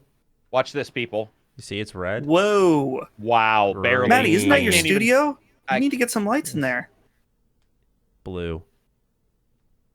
Dude, I can't even see it change. Yeah. I can't even. Oh no, now I do. Orange. Okay, I'm Orange. sorry. Come on. I see it now. I see That's it. right. I'm sorry. Pink. Okay, there we go. Boom. Pink looks great. Wow. Yeah, Highfalutin right there. That's my high-tech setup right here. Sorry, just had to interrupt because it really does look like Dustin's like getting ready to party out with the Ubisoft folks. So, dude, wondering. Heck yeah. I feel like I'm at a press event when I'm looking at Dustin's setup. It does. Nice. It's true. I'll have to change. I'll change it up for next week.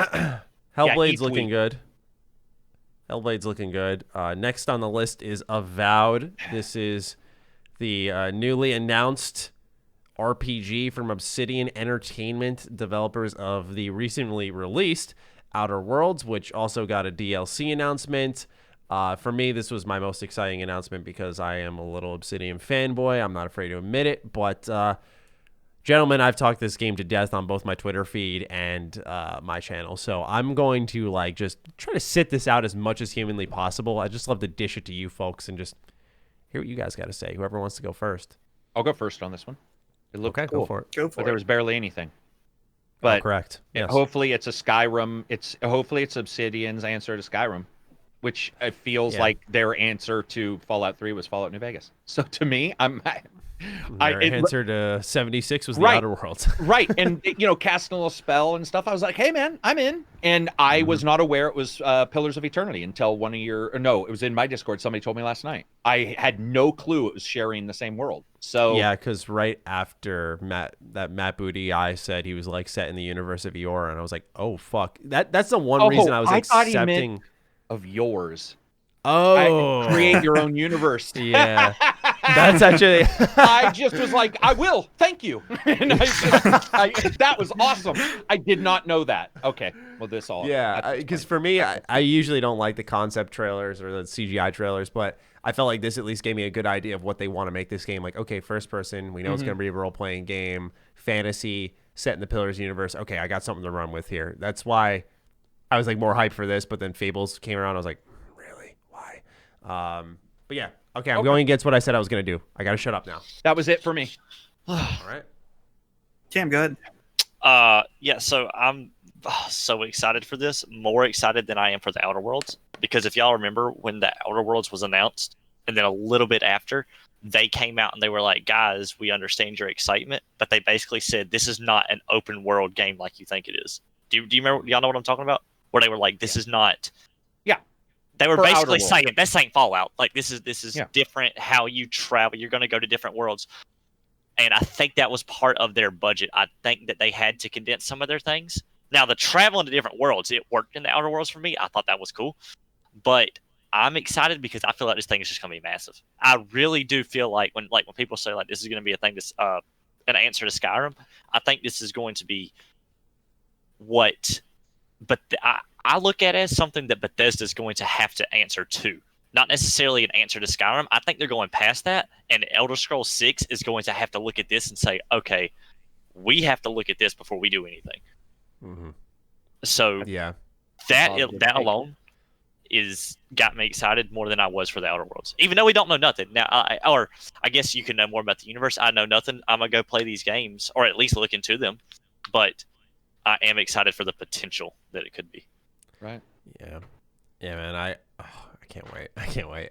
Dustin, what do you think, man? I don't have a lot to say because I mean, I think it's you guys are mentioning Bethesda, and I think that Todd Howard is probably making the face that Cam's profile picture is, just because Obsidian just keeps they did Broaden them. New Vegas, which a lot of people think is better than 3, and then they did Outer Worlds, which people, I mean, it's a different type of game, but still it's sort of in that vein.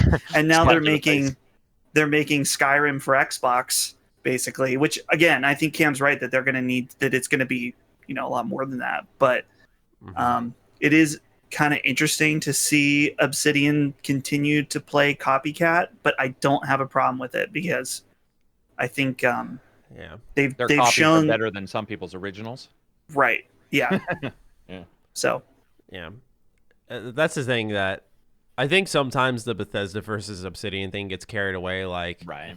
People don't know how long it takes to create a game trailer and get it like approved. And so when they had the original creators of Fallout, and that was right after like 76 had a huge debacle with its launch at the same time as the Outer Worlds being announced, like people just, I think a lot of people don't get, and I'm not going to act like I know a shit ton about it, but I think a lot of people just don't get general game development in the sense that they think like the Outer Worlds must have been thrown together in like a couple months to show off at the Game Awards so they can be like, yeah, fuck Bethesda. Like, it's like, hey, if it was that easy, we'd get a lot more games. We're just going to copy you.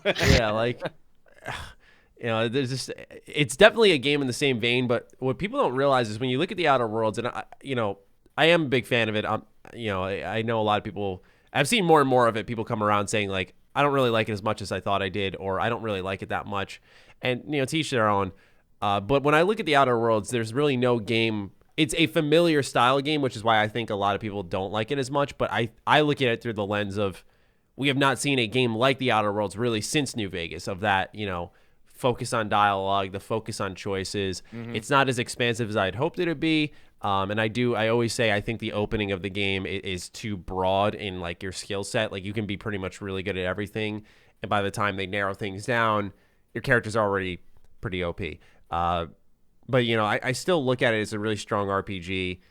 that manages to separate itself. And I just think there's not much quite like it nowadays, which is why I'm super excited to see Avowed. I don't know if you guys caught, I made a video a while ago. There was a artist on ArtStation. His name is Craig something.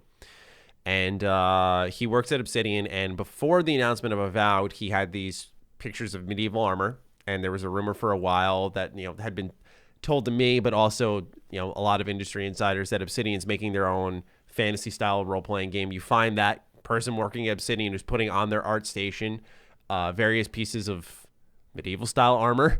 And it looks, if that's going to be in the game, this game's going to have a lot of like flair and style compared to Skyrim, for sure. Obviously, Skyrim's a 2011 game, but when you look at some of its sets of armor, like I think of the, what is it called? You get it at the end of the Thieves Guild. The Nightingale armor. When you get the Nightingale armor, like there's standouts like that, but when you look at like what's supposed to be, it seems like standard armor for Avowed, like it's just insane levels of detail and like lots of clashes of colors, and it's just going to be really cool to see how they bring the Pillars universe to a new level. Because I wonder how much they're going to acknowledge like Deadfire in the first one. Yeah, I don't know. I don't know if it's going to be like even, is it after? Is it before? Mm-hmm. Yeah, you've played both, Karak, right? You've reviewed both. Yep. So I like, where one do you better. stand? I like would, one more, okay. Yeah, I liked one better. I thought 2 went a little off the rails compared to 1, but I like the world. I can't believe that I didn't pick up that they were saying in that world. But hey, man, there's a lot of shit you can miss in the showcase, like because you're just in like a zone, a box. Yeah, you're especially you. I think you watched it live, right? Like I did. Yeah. So you're just kind of in a zone. Sorry, I cut you off though. No, that's all right. I've liked the Pillars of Eternity stuff. I think it's a world that doesn't bite me into it and like pull me in like some other fantasy worlds, but it's pretty good. And I think their systems and their world is super rich. That's one thing. Everybody probably disagrees with me here. I do not like Elder Scrolls lore at all. I hate it. Getting a book in Elder Scrolls is like a callus on my soul. I'll join that. I don't like anything in it, but I love the games. Skyrim, Daggerfall, favorite games. So what I'm hoping for, Maddie, is that the favorite game part, but with a lore that I'm more interested in. And if that happens, I don't even know. I'll probably be like you were with Skyrim, if that makes sense. So like that's my hope, is Skipping that class and all that stuff too. Well, if I'm doing that, I have some serious issues, because first I'd have to have a class at some point to go to. But no, I want that, because I didn't get that. Skyrim was great in all the other parts. But so that is exciting to me, man. Very exciting to me, actually, now that I think about it. Because Witcher 3 also, I don't know about you guys, I love the side stories in Witcher 3. And I love a lot of the quests, but the world's lore is not. Yeah. I don't know what it means. Grabby to me. And it just takes, I think, a special type of writing. I don't even know if there's a term for it, because Obsidian has it. I think older Bethesda Game Studios games have it. Like even Fallout 4, I think, has it, where there's an allure to the world. Like you could argue it might be the universe in the case of Fallout, because it's based in America, and like, there's that, let's see what this place looks like after atomic bombs hit it. But there is it's really interesting you bring that up, because like I'm excited for Avowed, because I want to see how they build the world in like the little things, the notes you find. Obviously, there's not going to be like audio recordings. Oh, by the way, Karak, I got a kick out of this. The Outer Worlds DLC, you know what they're adding? No. Like as a feature? No. Audio logs. Are they? Yeah. How do you know? Did they say They said it like on their website. Yeah, they're adding audio logs, and the idea is like it's a murder mystery, and I'm like, oh no, we're going to an asteroid. Audio logs. I'm like, please don't be like 76. Hang on, I'm dying. Let me record my last moments before I do anything. Yeah, exactly. What the fuck? It doesn't make any sense. All right. Well, I'm still excited for Gorgon, right? Gorgon. Oh, absolutely. What is it called? Peril on Gorgon. Peril on Gorgon. It's got Flash Gordon kind of feel to it. I'm in it for that. Yeah, let's transition to that. Dustin, have you played the Outer Worlds? I started it and didn't finish it. Okay. But watching that trailer, like, kind of energized me a little bit. Like, ooh, maybe that's one I do need to go back to. I think it's worth. That game's hilarious to me. Like, I think that's why it's worth playing for someone who may not be like. I don't know how deep you are into loving role playing games, but for me, that was the allure. But like, I think it's just a hilarious game. Like, just some of the shit that happens. Yeah, that's another thing. Sorry, I'm having a moment here, but like, I want to go back to Avowed. The Outer Worlds is really built off of comedy. They built South Park a lot off of comedy, like dark humor. Same thing with New Vegas. This seems, at least, and Karak, you could probably speak to this more. Pillar seems a lot more grounded. Pardon the pun. Grounded. Yeah, fuck. It really does seem more grounded, though. So this will be, I think, also really. I just wanted to point that out. That's going to be a really interesting contrast for them on like a AAA level to go all serious. Oh, I see what you're saying. Yes, Yeah. actually, that is actually true. Yeah, that is actually true. I didn't think about that, but yeah. Yeah, because, you know, they're known for that weird dark humor. Like, we'll probably even see in Perils of Gorgon. I was reading an interview, and they said, like, because the idea, one of the main parts of the story is investigating some type of murder, I guess. And they said that they found a really cool fallback for if you shoot and kill all the suspects, that like something very interesting happens because the story needs to continue on. And so I'm really interested to see how that works. But it's like that dark humor, that player control that they're known for. Oh, man. So I'm excited for the DLC, but I'm also excited to see that type of idea implemented into Avowed. Can we all just also agree Dustin's a terrible person for not having played and beat out? Hey, I'm I played surprised. it just didn't finish. I got pretty far though. I can't even. I was on Monarch, maybe? the Big Planet. I think I got stuck somewhere in something I couldn't figure out, and then something came out. But anyway, Yeah, you probably got pulled away by 76 or something. you oh know? right, Something yeah, good. Probably something better than Outer World, like 76 for sure. Right, Yeah. right. That makes sense. I love 76. I was actually It's tempted to so download good. that since it's on Game Pass for PC I know, now. right? That's what Game Hey. Pass is. How bad can it be?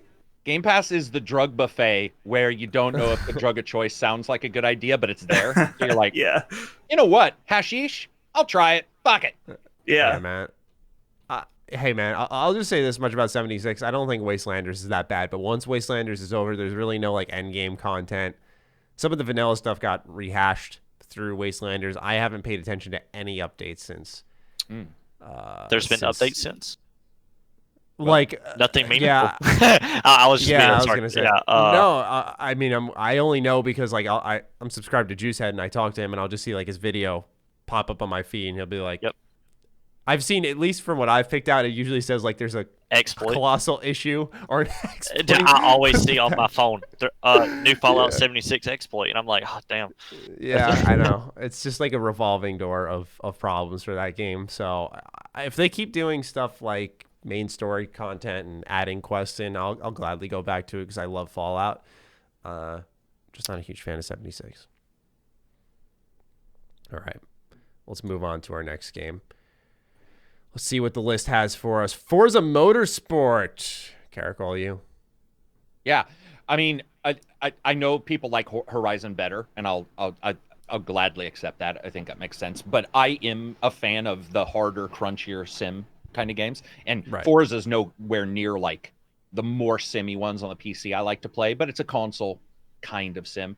And to me, it's exciting. It's also ray trace 60 FPS, which that's actually very interesting to me to see how they handle it and how they handle how the AMD chip handles ray tracing, which has always been intriguing to me. They showed the trailer that they were like in real-time engine. By the way, anybody tells you that, no, don't care. That means nothing. Like in-game engine, all that kind of stuff, unless it's gameplay, just no reason to even like latch onto that. But yeah, it's a new Forza Motorsport. Hopefully they don't microtransact it to death, which I think had an issue in 7, which they then removed because of complaints. But my personal belief is if they did it once, why would they not do it again and just wait to see if complaints happen? And I hope that doesn't happen. But I'm a big Forza fan. I think I'm the only guy here with a steering wheel, right, Matty? You don't have a steering wheel either. Yeah, I don't. I always say the only racing game I played was Horizon 3 in recent memory. I liked it a lot. It's just I don't know if I loved it so much to keep going back to like I think 4. The only thing that has really caught me is the Hot Wheels expansion. I really wanted to look into that. I still think about it sometimes. But that's really all I could tag onto the conversation. Does anyone have anything to say, or should we just keep rolling here? Yeah, I just want to see the game. Oh, sorry. I was going to say I have no comment. Not positive or negative, just no experience. So. Okay. Yeah, I just want to see the game. I'm excited. I love Forza, but I want to see it. Not fake it, not like Battlefield type trailer. I want to see a Forza trailer. Gotcha.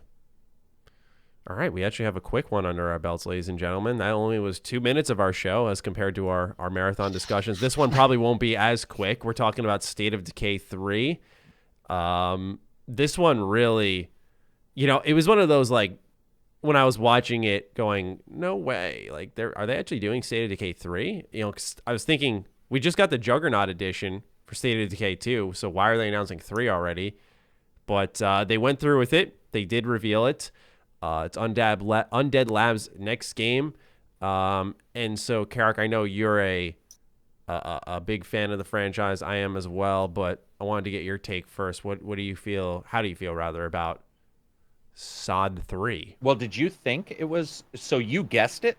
Is that what you're saying? When you saw no, the I was I didn't. completely caught off guard. I saw it and I was like, this looks like it'll be State of Decay. Why would they do another zombie style game when they got State of Decay? And then they showed the title on screen. I was like, wow, they're actually okay, sweet. I was pretty pumped. Yeah, I was pumped as well. I think State of Decay 1 and 2, while I like them, they both had issues. 1's issues were performance. 2's was performance mixed with some other things. I liked 2 a lot, and I still return to 2. But it's not where they want it to be, I'm sure. They would want it to be what's Days Gone, even though Days Gone had its issues. But you get my drift. Mm-hmm. They would like it to be that. And I think we always felt it was budget. Every time you look at Undead Labs, every time you look at State of Decay, I'm always like, man, if they had $1 million more, or if they had 6 months more, what would this actually be able to do? And I have this weird feeling that's why we're seeing a quicker turnaround. Is that it was like, here's 2, because also, Maddie, remember, they gave the game away. How did they do it? It was like, yeah, the Undead, that ultimate version you were talking about. It's like all DLC, everything, plus the graphics update, all for free or something. Yeah, it all came for free if you, I think, already owned it, or if you were on Game Pass or something. Yeah, like, it pretty much said if you played at any point, you got also all the DLC. Right, which was 15 a piece. 2 of them. One of them was huge. One was multiplayer, but it dawned on a new map. Yeah, and a new map. The original, by the way, the original game. You can go to the original game's world. So to me, I feel like that quick turnaround and that like gift probably is why it was probably like, okay, we're done with 2. Here's everything for free. Get some fans. Put it on. It's on Game Pass. Get some fans. Have them build up.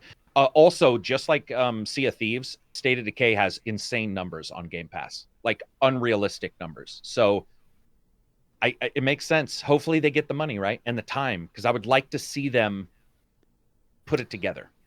If that makes sense. Yeah, I agree, because they have great ideas. They have great systems in place. I would love to see on like an open world setting, their base management, their, almost their play as anyone kind of mentality they have that Ubisoft borrowed a little bit with Watch Dogs, now that I think about it. True. But I really do think that, if I'm quite truthful, Undead Labs did it better. Like the way that each character has their own fighting style and proficiencies, and you can upgrade them, but they're very unique and they can only accomplish certain things that others can't. Like that's sort of, not to get off track, but that's sort of what I wanted from Watch Dogs Legion and didn't deliver that.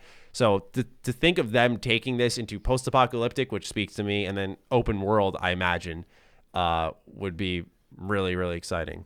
Really, really exciting. I just hope I want to get your guys' thoughts on this too, as you continue on. What do you think about some of the side objectives in the world of State of Decay? Because I feel like the first State of Decay, when it came out, the whole trying to loot quietly, not alert to zombies, that felt fresh, that felt new. But here in 2020, I feel like they need to take it a step further. A lot of Right. people are still saying, even though they're watching season 9 of The Walking Dead, I'm burnt out on zombies. So something's got to give. They got to do something new here. So I just want to get your thoughts on also the side objectives as we continue this round robin. Hey, Yeah, do you I'll guys be have anything right to back. add? I'll No be right problem. back. Okay. Okay. Yeah, Dustin, have you played it? I have never played a State of Decay Wow. game, so I feel like I'm hitting like getting lots of lost points on this podcast from saying. You were due for a loss. You started off too strong. Have you played Days Gone? I did, and I think I did not. How did I end up playing that? Did I rent it or something? I don't know. I did not fully play it, but I did not really like that game either.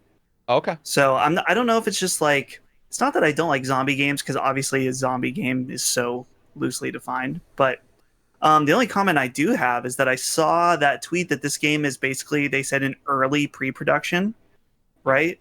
So this is another one that kind of what I said earlier. I think this is just like another feather in Microsoft's cap, hoping that when you are looking at that pre-order page and thinking about pulling out your credit card, you think about State of Decay and you think about all these games that are, Coming, but you coming. don't know enough about. Yeah. Right. Yeah.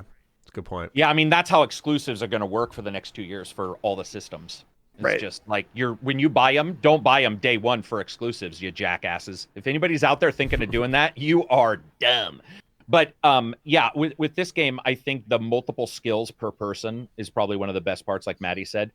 I also like that you can make one mayor, and if they die, like the entire remember in the new one, you can make a guy mayor, suddenly he gets bonuses, but then if he dies and he goes out on his own quests, so he can get hurt, you might have to chase him down and help him. Mm-hmm. All of that kind of stuff is, I feel, emergent, and that Undead Labs has this idea, but graphically they need to nail it, because the honest truth is looks matter. And that game, when I was seeing reviews for it, many people were not even trying to play the game once they saw the graphics, because the graphics weren't amazing. They weren't horrible, but they weren't what we saw Days Gone was going to look like. And I think people immediately are, well, it doesn't look as good as Days Gone. But when you played it, there was a shit ton of stuff going on. So I could definitely see that being their big point. 2022, maybe, rolling around, or maybe 21, but that'd be a quick roll around. Yeah, it definitely would be. And it depends how much of their framework would probably carry into this game. Right. I feel like this would be a relatively quick turnaround, because I feel like State of Decay works as is, and if they made it a prettier game, expanded on like managing almost the relationships in your home base, because that was one of the more complicated features that I don't feel got fleshed out enough, was when someone's mad at someone else. Like, I think sometimes you just give them an item and they're like, okay, I'm good now. Like, it's the fucking Sims or something. And I think they need to dive a little deeper in that. I feel like they just need little adjustments. I don't think, outside of like the side objectives in the open areas, that I have anything fundamentally an issue with when it comes to State of Decay. So I feel like you could see a relatively quick turnaround. I mean, think of how they just kind of vomited out like 3 maps in like a year. I don't know how much detail they're going for this one world. If it is going to be like, say, Days Gone, which I always find it interesting, the conversation with Days Gone. Like, I remember when it came out, like me, Karak, were like, yeah. Not that great. That game. And then now all I see is it's so much better than everyone's saying. And I'm like, I don't know how you patch that story. I really thought the story was super disinteresting, as was the world. But I was going to say, each their Maddie, own. I think you might be remembering a tiny bit of 1, because 2 did have a little bit better relationships than 1 did. Oh, with you said, give a muffin and they're happy. But in 2, you can kill anybody you want. I remember when they get sick. You can, when they like, get shoot sick, them. and he's like, "Don't, what are you gonna do? Are you gonna kill me?" And you're like, "No," and you can choose to execute them to save like your base resources. And I remember, this is all emergent, and I remember looking at that person as skills, and I was like, "I'm gonna lose these skills. I'm gonna lose this ability." And it was one of the better moments of emergent gameplay I've ever had, where I was just like, how do I play this? Do I play it as, I mean, ignore the skills, I like this character, because they do have their attitudes. Some won't get along, and they'll, like you said with Sims, some will be like bouncing off each other, and they'll be like, Joe and Martha got in a fight, and Joe went off on his morale own. go down. You're just never winning in that game. You're never winning. Dude, I just went back. My morale's 0, and all my guys are starving, and like I can't get them.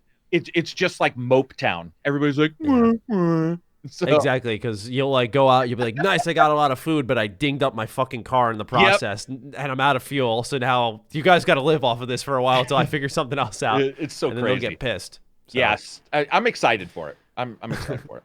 But he had left and was coming back. I didn't know if he wanted to say something about State of Decay. No, I'm back. Okay. It looks cool. I haven't played out any of the other ones. I'm not a huge zombie type person. It does look interesting though. It is co-op, because I know you mentioned playing Halo with your friends. This is co-op too. I don't know if you. But I will say that trailer, from what I did see, it looked. I didn't think it was State of Decay because it looked.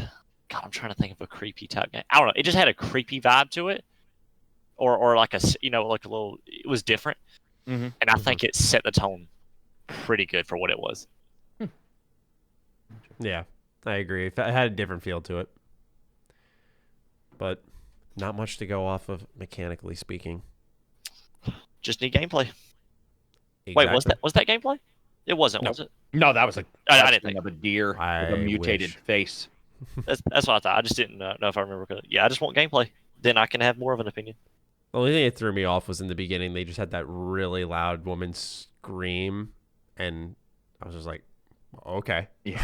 I don't know what that was supposed to be, but you got my attention in the worst way. All right, let's move on to the next game on the list. Warhammer 40K Darktide, Xbox console launch exclusive. It seems to have extremely high production values. A recon squad has been sent into a hive in order to squash some sort of unrest, but they quickly find the situation is worse than anticipated, and it's coming in 2021. Karak, you're our Warhammer guy, so let's hear from you, man. I think Dustin might be too. Are you? No. I don't know anything. Oh, so dude, Vermintide. I love Vermintide 1 and 2. Like I have that installed and I've never played it.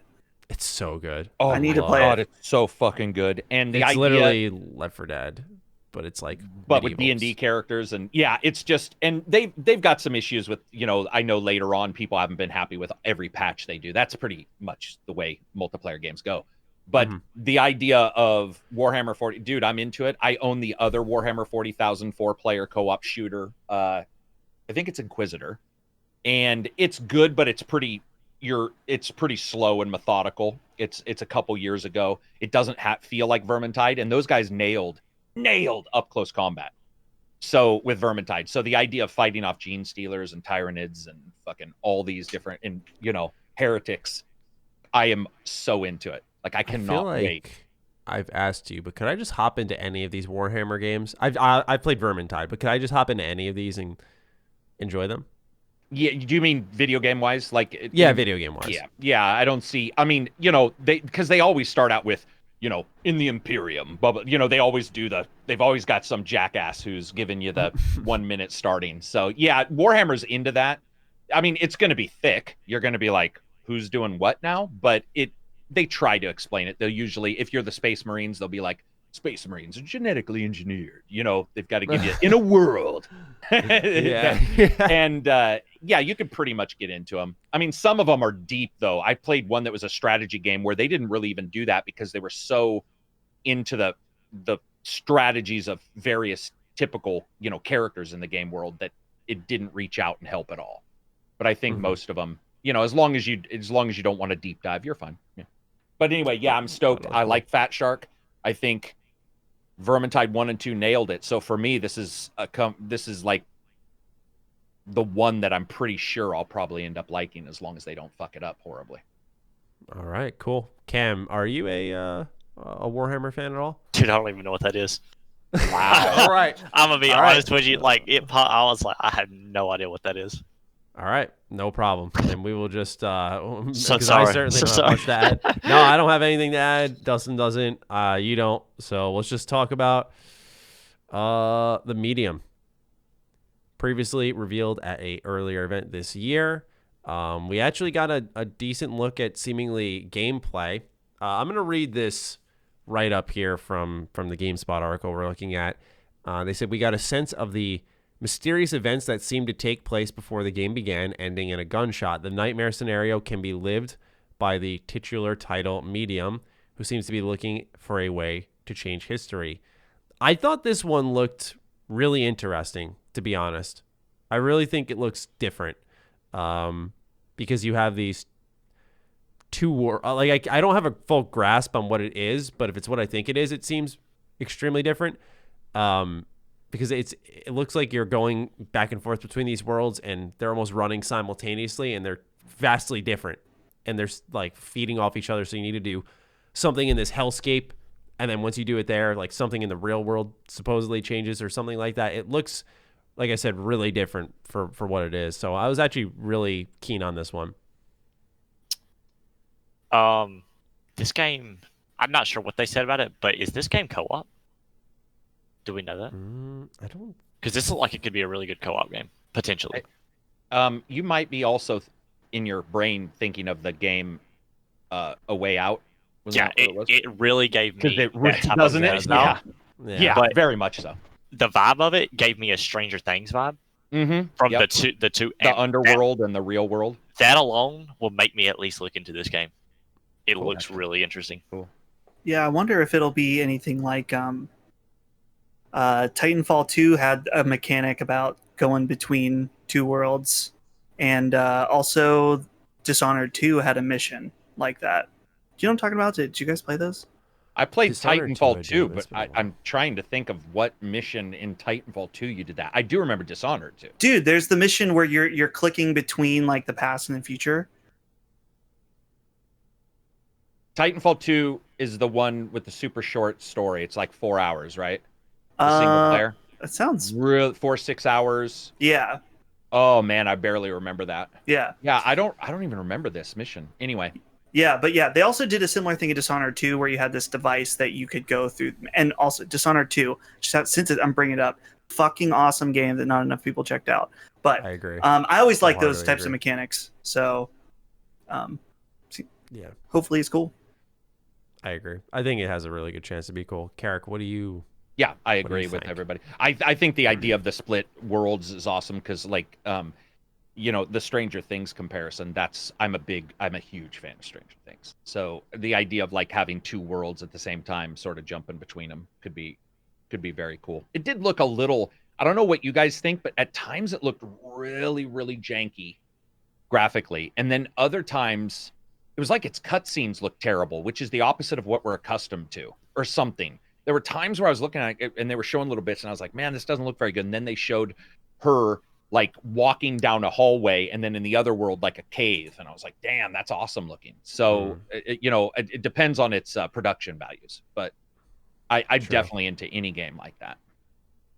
Yeah, I like the looks of it, and it reminds me that we didn't even see Scorn. I know it's completely other end of the spectrum, but that was another game reveal. I thought pretty much every game we saw revealed at the May showcase was going to be here in some shape or form, because when we saw the medium, I just realized that Scorn wasn't even there, but I'm sure we'll see that in due time. But yeah, the medium looks pretty solid, so I'm looking forward to hearing more about that. When is that actually? I don't think they got a release date of any kind either. Holiday 2020, according to this trailer that I'm looking at right now. I wonder if that means it's going to be launch. I wonder how many of those Halo that had say that too, right? how many of those that say holiday 2020 are actually going to launch or be like within a couple time span? Because I think they can't say the date, otherwise they'd be leaking. Yeah, exactly. If they like if you have so many games that say November 13th, they're like, well, let's put two and two together here. But I wonder. I don't know. That's just random. They got to have something. They can't just have Halo. Yeah. Yeah, that's the one thing that's really weird about this, that I walked away from this showcase not really knowing what's a launch game. They talked about console launch exclusives, and I thought that'd be the section that they're showing off what's going to be on Xbox, like the Series X this year when it releases. But I guess whatever's coming out in the holiday are the games rather that are on the console. Like the medium, I would imagine, would be one of those. It definitely we'll find looks out. Good. It looks something that would fit good with Game Pass. Something you don't have to go too hard into. You can just be like, this looks good. I'll give it a shot. Exactly. This one also is a great Game Pass game because I don't think I'd spend any of my money on it given its fucking name. We're going to talk about the Gunk. That's what I thought you were about to say. I knew it was coming when you said just that. Unfucking believable name, man. Like, just some of these, no offense, but some of these creators, man, why, like, the Gunk. Like, that's like the name of, like, what I don't know, like, I'm cleaning out, like, the edge of my tub and there's, like, soap scum or something, and you're like, the Gunk. This is developed by the creators of SteamWorld. It's a Xbox console launch exclusive. It says, unlike some of the developers' previous games, this one is set in a fully 3D environment, and the titular Gunk, this article likes the word titular, appears to be a collectible resource. The landscape can grow and change in an instant, but there are dangerous enemies that don't want you there. I thought this game looked wholly uninteresting out of everything else that was shown. I'm a little biased. That name fucking sucks, but you know what? I wasn't a huge fan of the game either. This game looks like it's going to need like multiplayer to be able to do something. Personally, I feel like you're going to have some.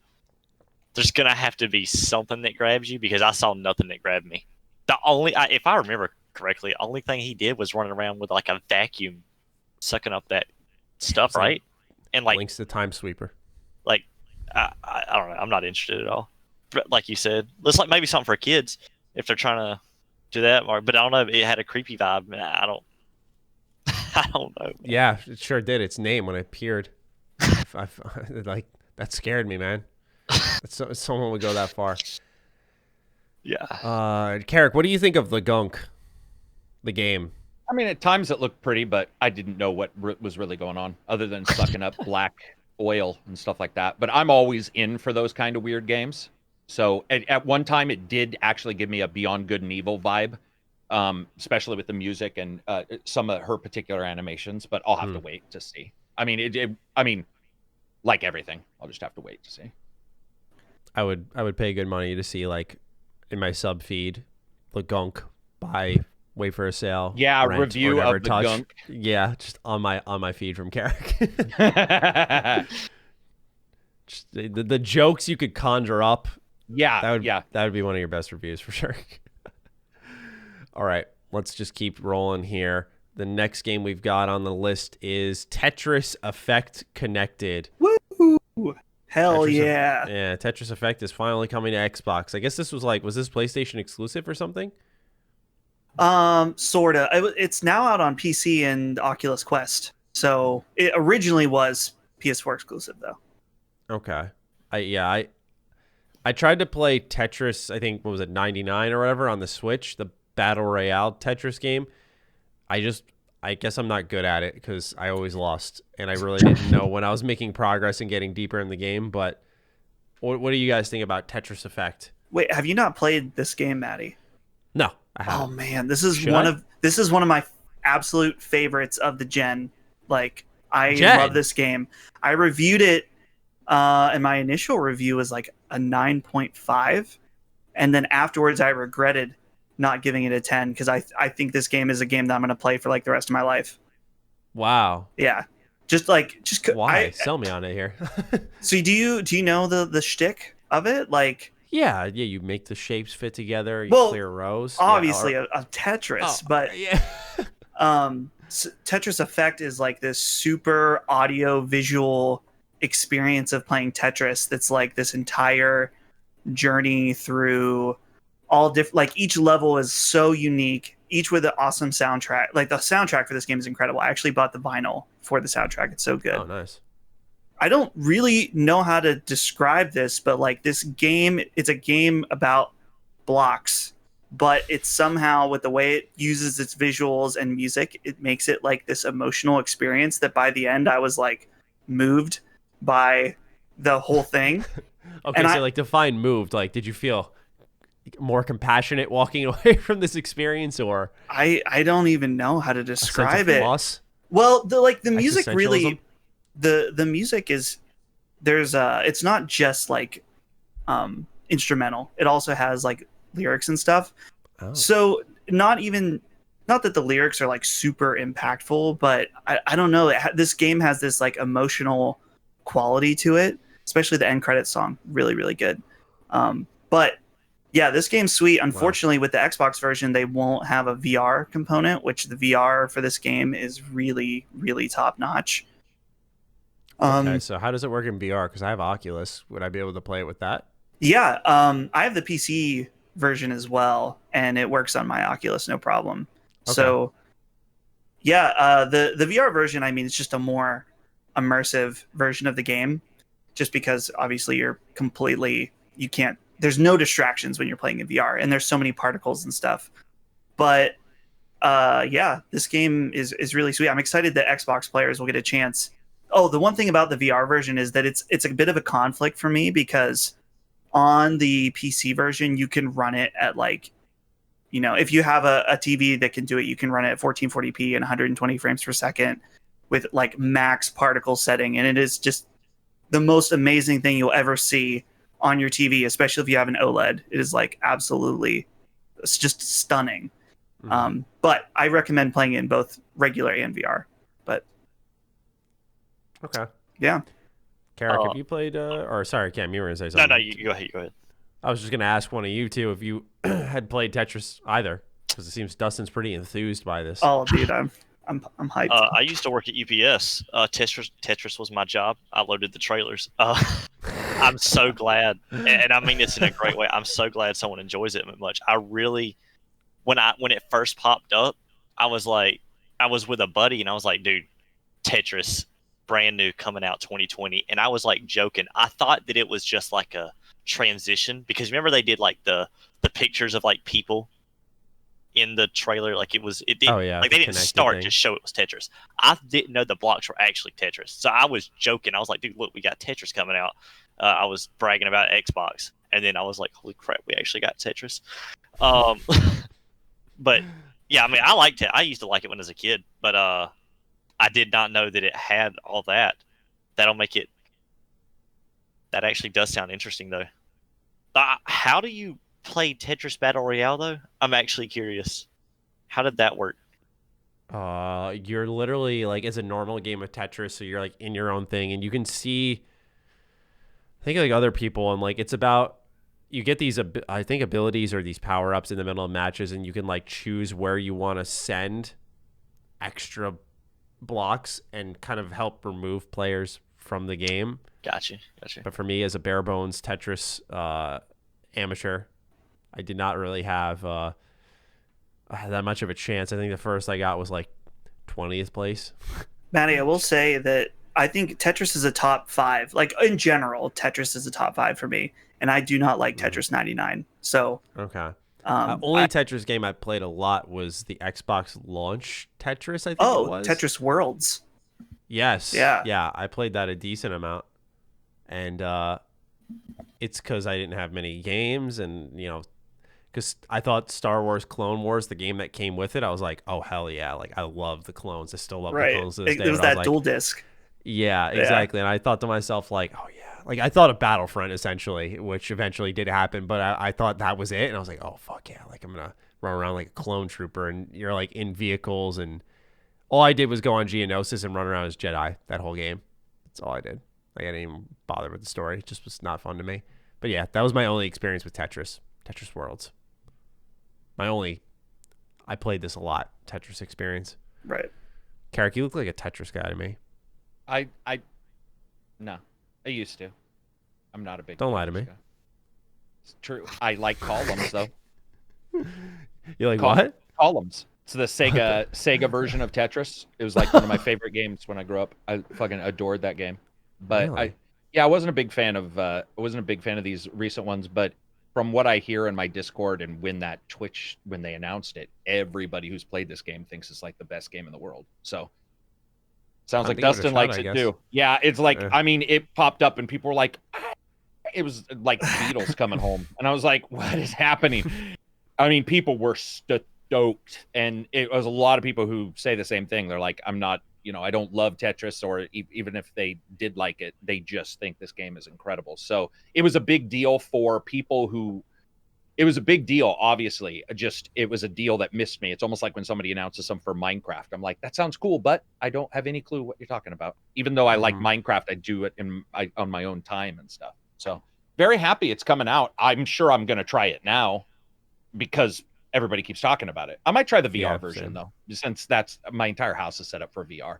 I'll probably just do VR then. You know, the quick thing to note that I don't think the actual announcement was the Xbox version is like a souped up version that has multiplayer, because the original version doesn't have like simultaneous multiplayer. Like they have some different like score based stuff, non-active multiplayer, we'll say. So that stuff is coming to the other versions of the game, but not until next summer. So wow, that's a long friggin' way away. Right. The Xbox version has it now? When it comes out, yeah. Since it's called the normal version of the game is just Tetris Effect, and this one is called Tetris Effect Connected. So gotcha. Yeah. Fascinating stuff. I'm not saying that sarcastically. I really didn't know about that. That sounded horrendously sarcastic, though. I loved it. You're just like, yeah, fuck you, Matty. Fascinating. It was awesome. Fascinating stuff. I caught myself at least, right? I know I'm a very sarcastic. You realized it right away. You were like, I was like writing down the times. I'm like, fascinating stuff. I'm like, like my back of my head's like, you fucking asshole. Like, why'd you say it like that? Awesome. Like, has some energy. God damn. All right, what's our next game here? Stalker 2. This one was really significant. My chat was flipping out over this because, you know, I built a lot of my channel at first off of Fallout. So this is launching exclusively on Xbox platforms. Stalker 2 is finally real. It's set in the irradiated area of Chernobyl, made famous by the nuclear disaster. The long-awaited sequel features heavy science fiction elements. Creatures are shown growing in the underground labs, and one brave explorer ventures into the unknown. For those who are not familiar with Stalker, I was told the best way to describe this is like open world Metro, but it's kind of creepy too. It's what created Metro. It is legitimately it is the title prior to Metro. And then Metro, because of IP issues, they made Metro, but it's the same everything. It's just RPG-ish. Yeah, a lot of people recommend this series to me, and awesome. I don't not play it because I'm not interested. It's like, you ever had that game on the back burner that you're constantly like, oh yeah, I got this one here, and I'm gonna get to that soon, and it's always getting to it soon. That is this game for me. Stalker has been on the back burner for a while, and I might just honestly wait for Stalker 2 at this point because it seems like a pretty significant launch. And a really big deal that it's happening.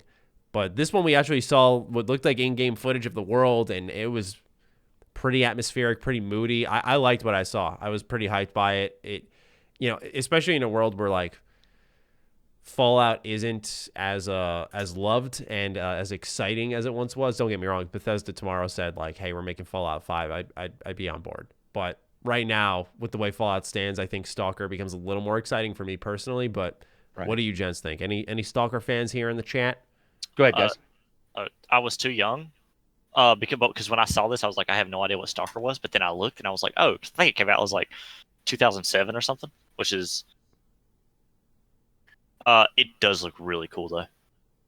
Mm-hmm. That just the idea of it, I will definitely play this game. That is one for sure that I will pick up. Good stuff. Yeah, the trailer looked cool. I don't have any experience with the first game, so. There's so many, right, characters? Like, yeah, there's 3 Metros, and then 3. I played Metro. There's Metro 2044, whatever, Metro Last Light, and then Metro the last one that just came out. Yeah, Exodus. Yeah, Exodus was sweet. But for Stalker, isn't there like, I think like Shadows of Chernobyl or something like that? Like, there's a couple of.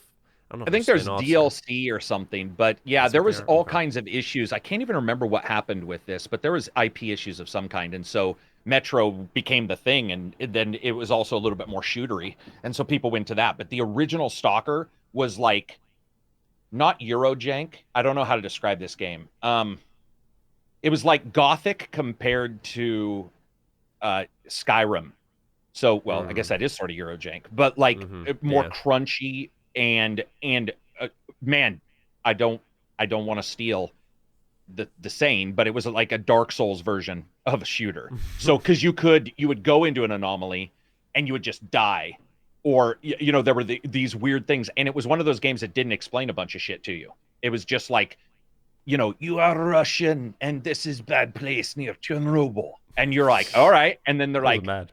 Yeah, and that was it, and you had your gun, and it was very like you would talk to people. There was things you could do when it came to trading that were like, it felt like systems were in place behind the scenes. And then just occasionally these weird magic storms would happen, and they could kill you. They were spreading radiation, and then creatures were coming out of them.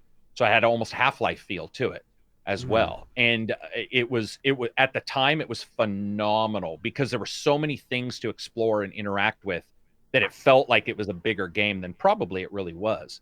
So I personally, this is probably one of the biggest surprises ever, because I was not Stalker 2 was like probably last talked about 7 years ago, as in a sequel. So I haven't thought about it for probably 5 or 6. Metro became the thing. So the fact that this was announced was a huge deal. Like, it was actually very exciting. Yeah, I got that feeling too. Like, at first I was like, this looks like a post-apocalyptic game. It's not Fallout. And I started thinking Stalker. And when it actually was, like, I looked over at my chat and it was just like, yeah, it was crazy. Shit, like freaking the hell out, man. Yeah, so Stalker, that we don't have a release window for, as far as I know. But like I said, this is launching exclusively on Xbox platforms, which I don't think PC fans have to worry about. Right, probably. Shouldn't have to.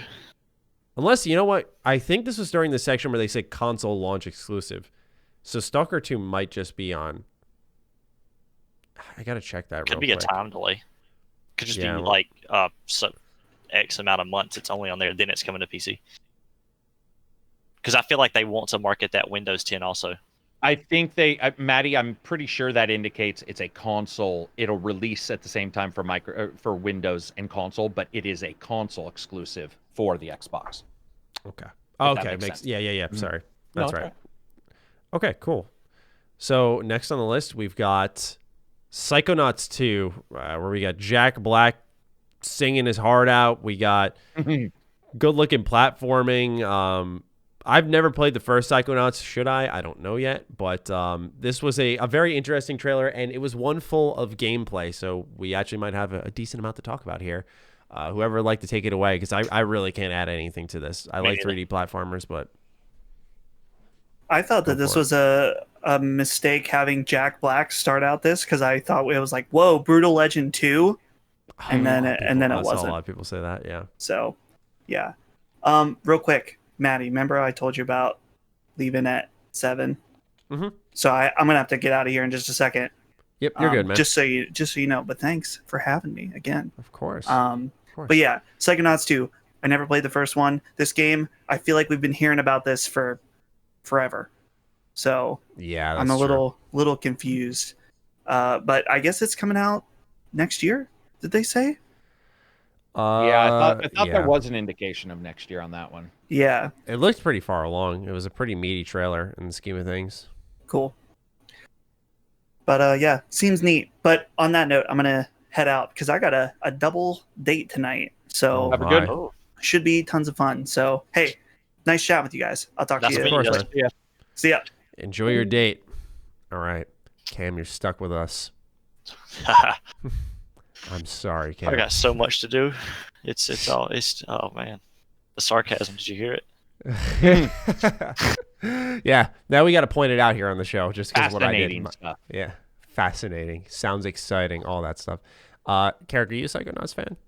Not as much as a lot of other people. I'm not a huge Psychonauts fan. However, like looking at chat and talking to different people, it's obvious that it was a big deal. I think a lot of people probably were wondering where they were because they were purchased by Microsoft, as in where this game was in its plans for release. So I can see why they announced it and or showed it. I also have to say, hats off to Jack Black, man. He can sing really well. We all know that, obviously. I didn't know that. But oh man. Oh, okay. But I mean, he's got his own band and all that stuff, and I know that people love him, but I've never imbibed his music. So he's sitting there and then he's standing there and he starts singing. I'm like, you know what? he's fucking pretty goddamn good. Like I was, and obviously he was. So it's not like I'm saying anything new, but that was one of the things I actually found really interesting was him singing it and showing the 70s disco psychedelic vibe of the game. So I think that'll at minimum make it look atmospherically different than any other titles that we have, which is already more interesting just because it'll be different. I agree. Yeah, it caught my attention. I mean, how could it not? But more so like on a level of, oh yeah, I'll actually look into playing that. It managed to sell me, which is pretty good. All right, next game on the list is Tell Me Why. A lot of people thought this was like Life is Strange 3, but it is not. Tell Me Why is, let's read the description here from, where did the article go? Here we are. Tell Me Why is from Don't Nod once more, which is why I said people thought it was Life is Strange. It'll focus on a sibling story, a relationship between a girl and her brother. The two are getting visions when they get emotional, and it appears to have thrown a wrench into their understanding of the past and their upbringing. The first chapter comes out very soon. It's August 27th. I feel like if this were, it's really soon. I feel like, though, if this were like a couple of years ago, I would have been interested, but I feel like I've lost my adoration and desire to play games like these. And I don't know if I'm alone on that, but I just have not found any interest in a game I cannot play.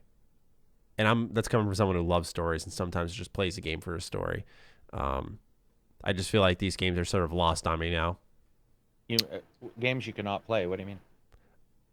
Because, like, well, at least Life is Strange 1, I haven't played much of 2, but 1 had some element in the rewind feature, so there was a degree of playing. But most of this is just, like, conversations in the sense of just press a button, walk through a place, press a button. And I'm not trying to oversimplify it. I know it goes a little bit deeper in that. It's about what's unfolding in the narrative and the choices you make.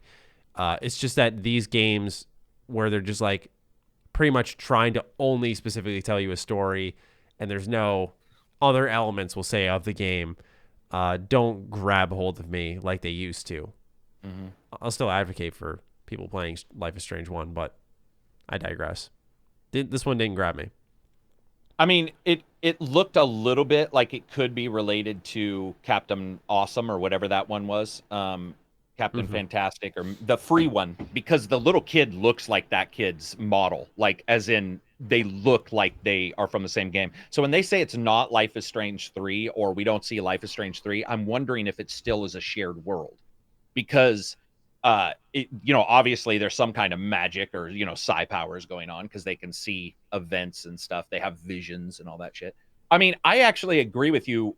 If they don't have stuff to do, I wasn't a fan of Life is Strange 2. I was a fan of the free one because it was awesome for free. But I would agree. I can see that, where if like there's not a gameplay element or a lot of branching choices, like why play versus why not just watch somebody play, which we hear a lot of times, but you have to have enough choices to really make it feel like, hey, I want to be the one making these choices, because no one's going to make the choices I make. So yeah, I would agree with you. I can see where that thought process. I'll wait it out. Yeah, it's just like I said, it's not like a catchy type of game right now. And maybe if they come out with something else, like Telltale was interesting because you wanted to know what series they were going to be doing it for. So I think that was more grabby than what seems to be like Teenage Tales from Don't Nod. Cam, where do you sit on these types of games? Were you excited or interested at all by Tell Me Why? The game itself didn't really grab me too much, but I do like seeing these games still come out, because I like seeing these developers be able to make the games they want to make, and I like to not see every game be a battle royale. And I don't mean that. No, I think there's some good battle royales coming out, but I do like to see variety, and I'm glad that Microsoft themselves are still allowing this to happen. That is still going to be a possibility. I probably won't play it, though. It's a Game Pass game, how I would describe it. It's something that if I am bored at my house, I may download it. For some reason, the commercial may come by. I may hear somebody say, hey, it's really good. It's only a couple hours. So, it's nothing really that grabs me. But I am glad that it is a thing. Well, the whole genre is a thing. I'm glad that people still make games like that. I agree, because then eventually everything becomes overly familiar. That's a great point to make, too. I think this will be a Game Pass game. It seemed like they were pushing that pretty much every game that you were going to see going forward from the beginning of the show was going to be Game Pass. They said every single one of them, day one, Game Pass. If I'm pretty sure that's what he said. Yeah, so tell me why. That'll probably be there, if not now, down the line, I'd imagine. So yeah, we'll see with reviews how that one pans out. Let's continue on to Everwild. This is the latest release from Rare. Very curious trailer. Lots. It was one that could grab your heartstrings a little bit, but out of every trailer we saw in this entire game showcase, this was the one that I don't know what this is. And I still don't know what this is. And I don't say that in like a dick way or I'm not interested, I don't know what this is. Like, I just genuinely don't know what this game is. So if someone could either enlighten me or just share their thoughts and we can come around on this together, I'd love to hear it. I honestly don't know what it is either. And Okay. I liked what I saw, but after a while, I felt that it continued the trailer for too long and didn't show enough, which is rare. I'm okay with trailers that, don't explain everything, whatever, Right. I get that. But this one didn't show anything, and it just kept going and going and going, and they kept dancing around a tree. And I was like, I get it, but I don't understand what I'm supposed to take from the trailer other than the world and how it may look artistically. And which I did get from that. Like, I definitely you get that in the up. first Yeah. couple of seconds. Yeah. Yeah. It was just after that, I was a little surprised that something wasn't shown. Like that, even if it was a CGI representation of the gameplay battle, there wasn't even that. It was just them dancing for 2 minutes or whatever. Yeah. It felt like 2 minutes. It feels like if they're trying to evoke anything, it'll be like that game that was revealed at PlayStation's showcase, Kena, I think. Kena, something of spirits or whatever. That game looked really cool. And like when I see that and then I see Everwild, I'm like, I see parallels here. So I feel like if Everwild's gonna look like anything, it may end up looking and playing like that. But I'm just super curious because you have Sea of Thieves, which is this games as a service title. So is like Everwild going to be like a single player game? Like I genuinely from top to bottom know nothing about this title. Yeah, no, I would agree. Cam, are you our saving grace? Do you know anything about Everwild? Do you have any thoughts that may enlighten us on this game? I know nothing about it, but this may be one of the first times I've ever seen something, and I'm like, I don't know what this is, but I like it. But I want to know. I want to know, though. I don't just see it. I'm like, I don't know what this is. I really don't care. I actually am curious because I've also seen Sea of Thieves. I love their color palette, and I love what I see off this one as well. There's a lot of I sound like a kid. There's a lot of colors that just grab my eye and a lot of things just going on that I really liked. And so I think it'd be a nice, it looks like it'll be nice. I don't know, but I do want to know. Yeah. I think we're all in that same boat. We definitely do want to know more. I'm trying to just read up on it in case I missed anything because I try to research most of the games we're going to talk about on our show.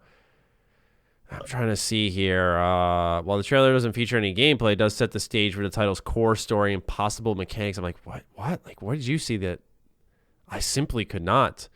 The world is populated by mystical creatures. We did see that. It feels like it's brimming with magic. That makes sense. Here, this is from Screen Rant. The story and world focuses on a group of 4 humans who co-inhabit the lands with the aforementioned animals. They are shown working side by side with these creatures and working the land together and exploring its many mysteries. The trailer speaks to a particular bond between man and animal, which allows for this kind of relationship to develop. The protagonist can be seen carefully spying on a few of these creatures, driven by fascination and appreciation for them.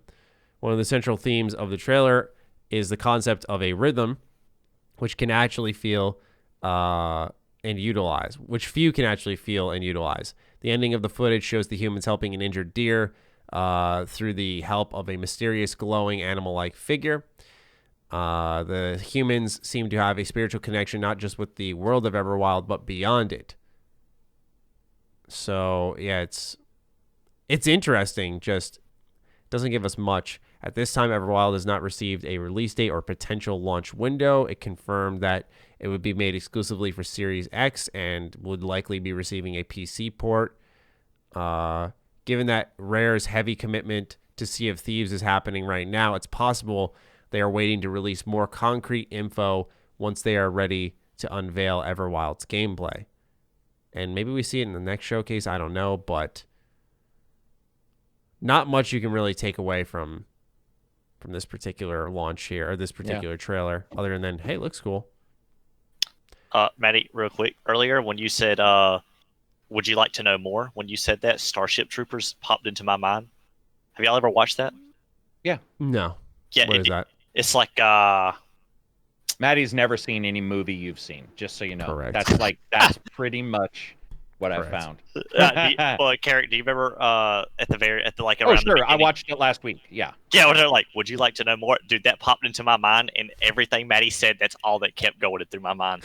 But The only problem is that joke will be lost on probably 99% of the people listening. Oh, or man. Maddie. I'm not alone. that movie was before my time, but my dad made me watch it, and it's oh gosh, it's a good one. Check it out. Sci-fi, if you like that kind of thing. And now ends our sponsored moment from Starship Troopers. Yeah, y'all didn't know I was getting paid. Yeah, exactly. Get a little dough on the side. Last game on the list, this actually happened during the pre-show, but I saw it and thought, we still got to talk about this. Balan Wonderland. This is from the creators of Knights and Sonic. I thought it looked really neat. I'm surprised this wasn't in the main show at all, because this actually had like a lot of gameplay. It was a pretty significant announcement. Square Enix is helping publish this game. And I thought overall it looked really cool. It was a 3D platformer. I just feel like, kind of tailing off what Cam said earlier about how, I'm happy these types of games are being made. You have these situations where it's just something different in a world where you're getting like a lot of stories trying to be like The Last of Us, trying to hit you hard, tug at the emotions, be dark and dreary. And sometimes they're like one after the other. They're constantly releasing. And like, it's good just to have something like this. Even Everwild, kind of tailing off of that as well. Tetris Effect, like these fun games, these different games, these just like almost simple games at face value. So I'm really happy with what I saw of this game. But am I alone on this? Let's find out. Start off with... You are from me, because I don't even know what game we're talking about. And I love Knights, so I'll have to check it out. Definitely. I'm a huge fan of Knights. Does it look... What would you... Like, is that... What's it called? I'll just look it up. I don't remember. Balan Wonderworld. I think I said Wonderland. Balan Wonderworld. It is Balan. I don't remember seeing this. This was at the end of the pre-show. It was like their big announcement for the pre-show. Oh, yeah, I didn't watch that. Oh, yeah, this looks weird.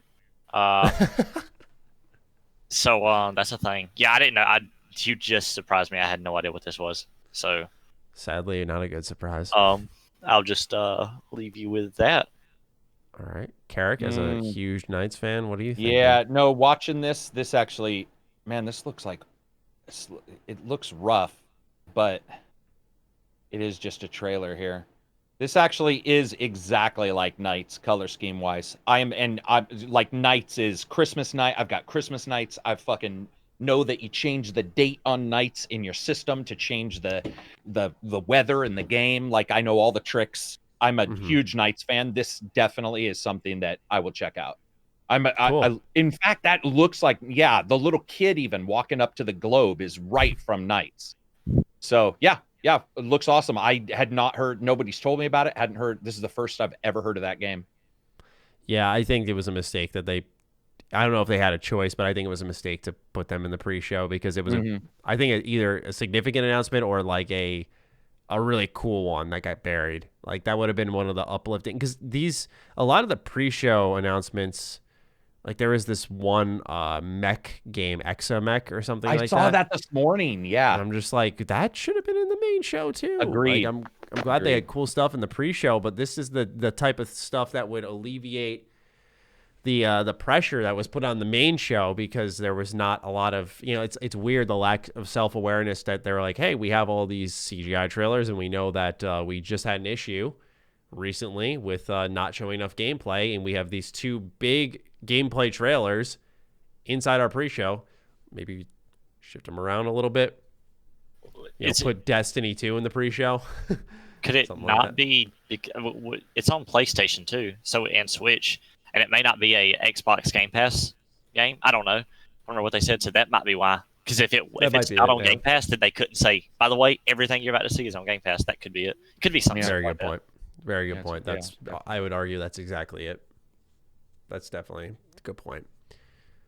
But that's Balan Wonderworld, and that's every single game from the Xbox Game Showcase covered here in this podcast. Now, I'm going to make a suggestion. We'll see what Karak thinks about it, because he's one of our main hosts. Karak, what do you think about doing?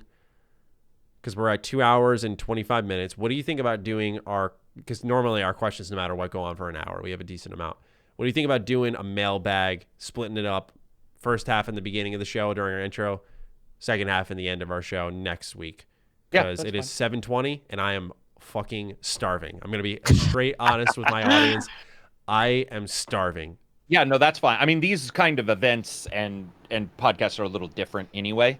Yeah, true. Where it's, if you want to cover every game, you have to cover every game. Otherwise, it seems weird. So to me, I have no issues moving those. Okay, cool. So we will do that next week. We have a lot of great questions. Actually, some of them were for Dustin and welcoming him. So I think it's actually smart that we hold off, because we want to make sure Dustin can hear your kind words. We did request that you guys get your messages to him as well. So with that, ladies and gentlemen, we'll start wrapping up the show. Cam, thank you for joining us. Hopefully this show lived up to the hype for you. You wanted to be on the Xbox show. We made it happen. It was a pleasure having you on again. Yeah, very much. It's always good talking to you. Appreciate it. It was awesome. Awesome, man. And you're always welcome back. We hope you stay involved in the H.A.M Radio circle we got going on here. To those of you who are listening and you want to let us know how far you got, go ahead and just ping us with the hashtag. What was it that debunked? That's what it was. Yeah, debunked. That's debunked. So if you got this deep, let us know on Twitter. And with that, ladies and gentlemen, we will leave you on your own. So we'll talk to you soon. And peace out.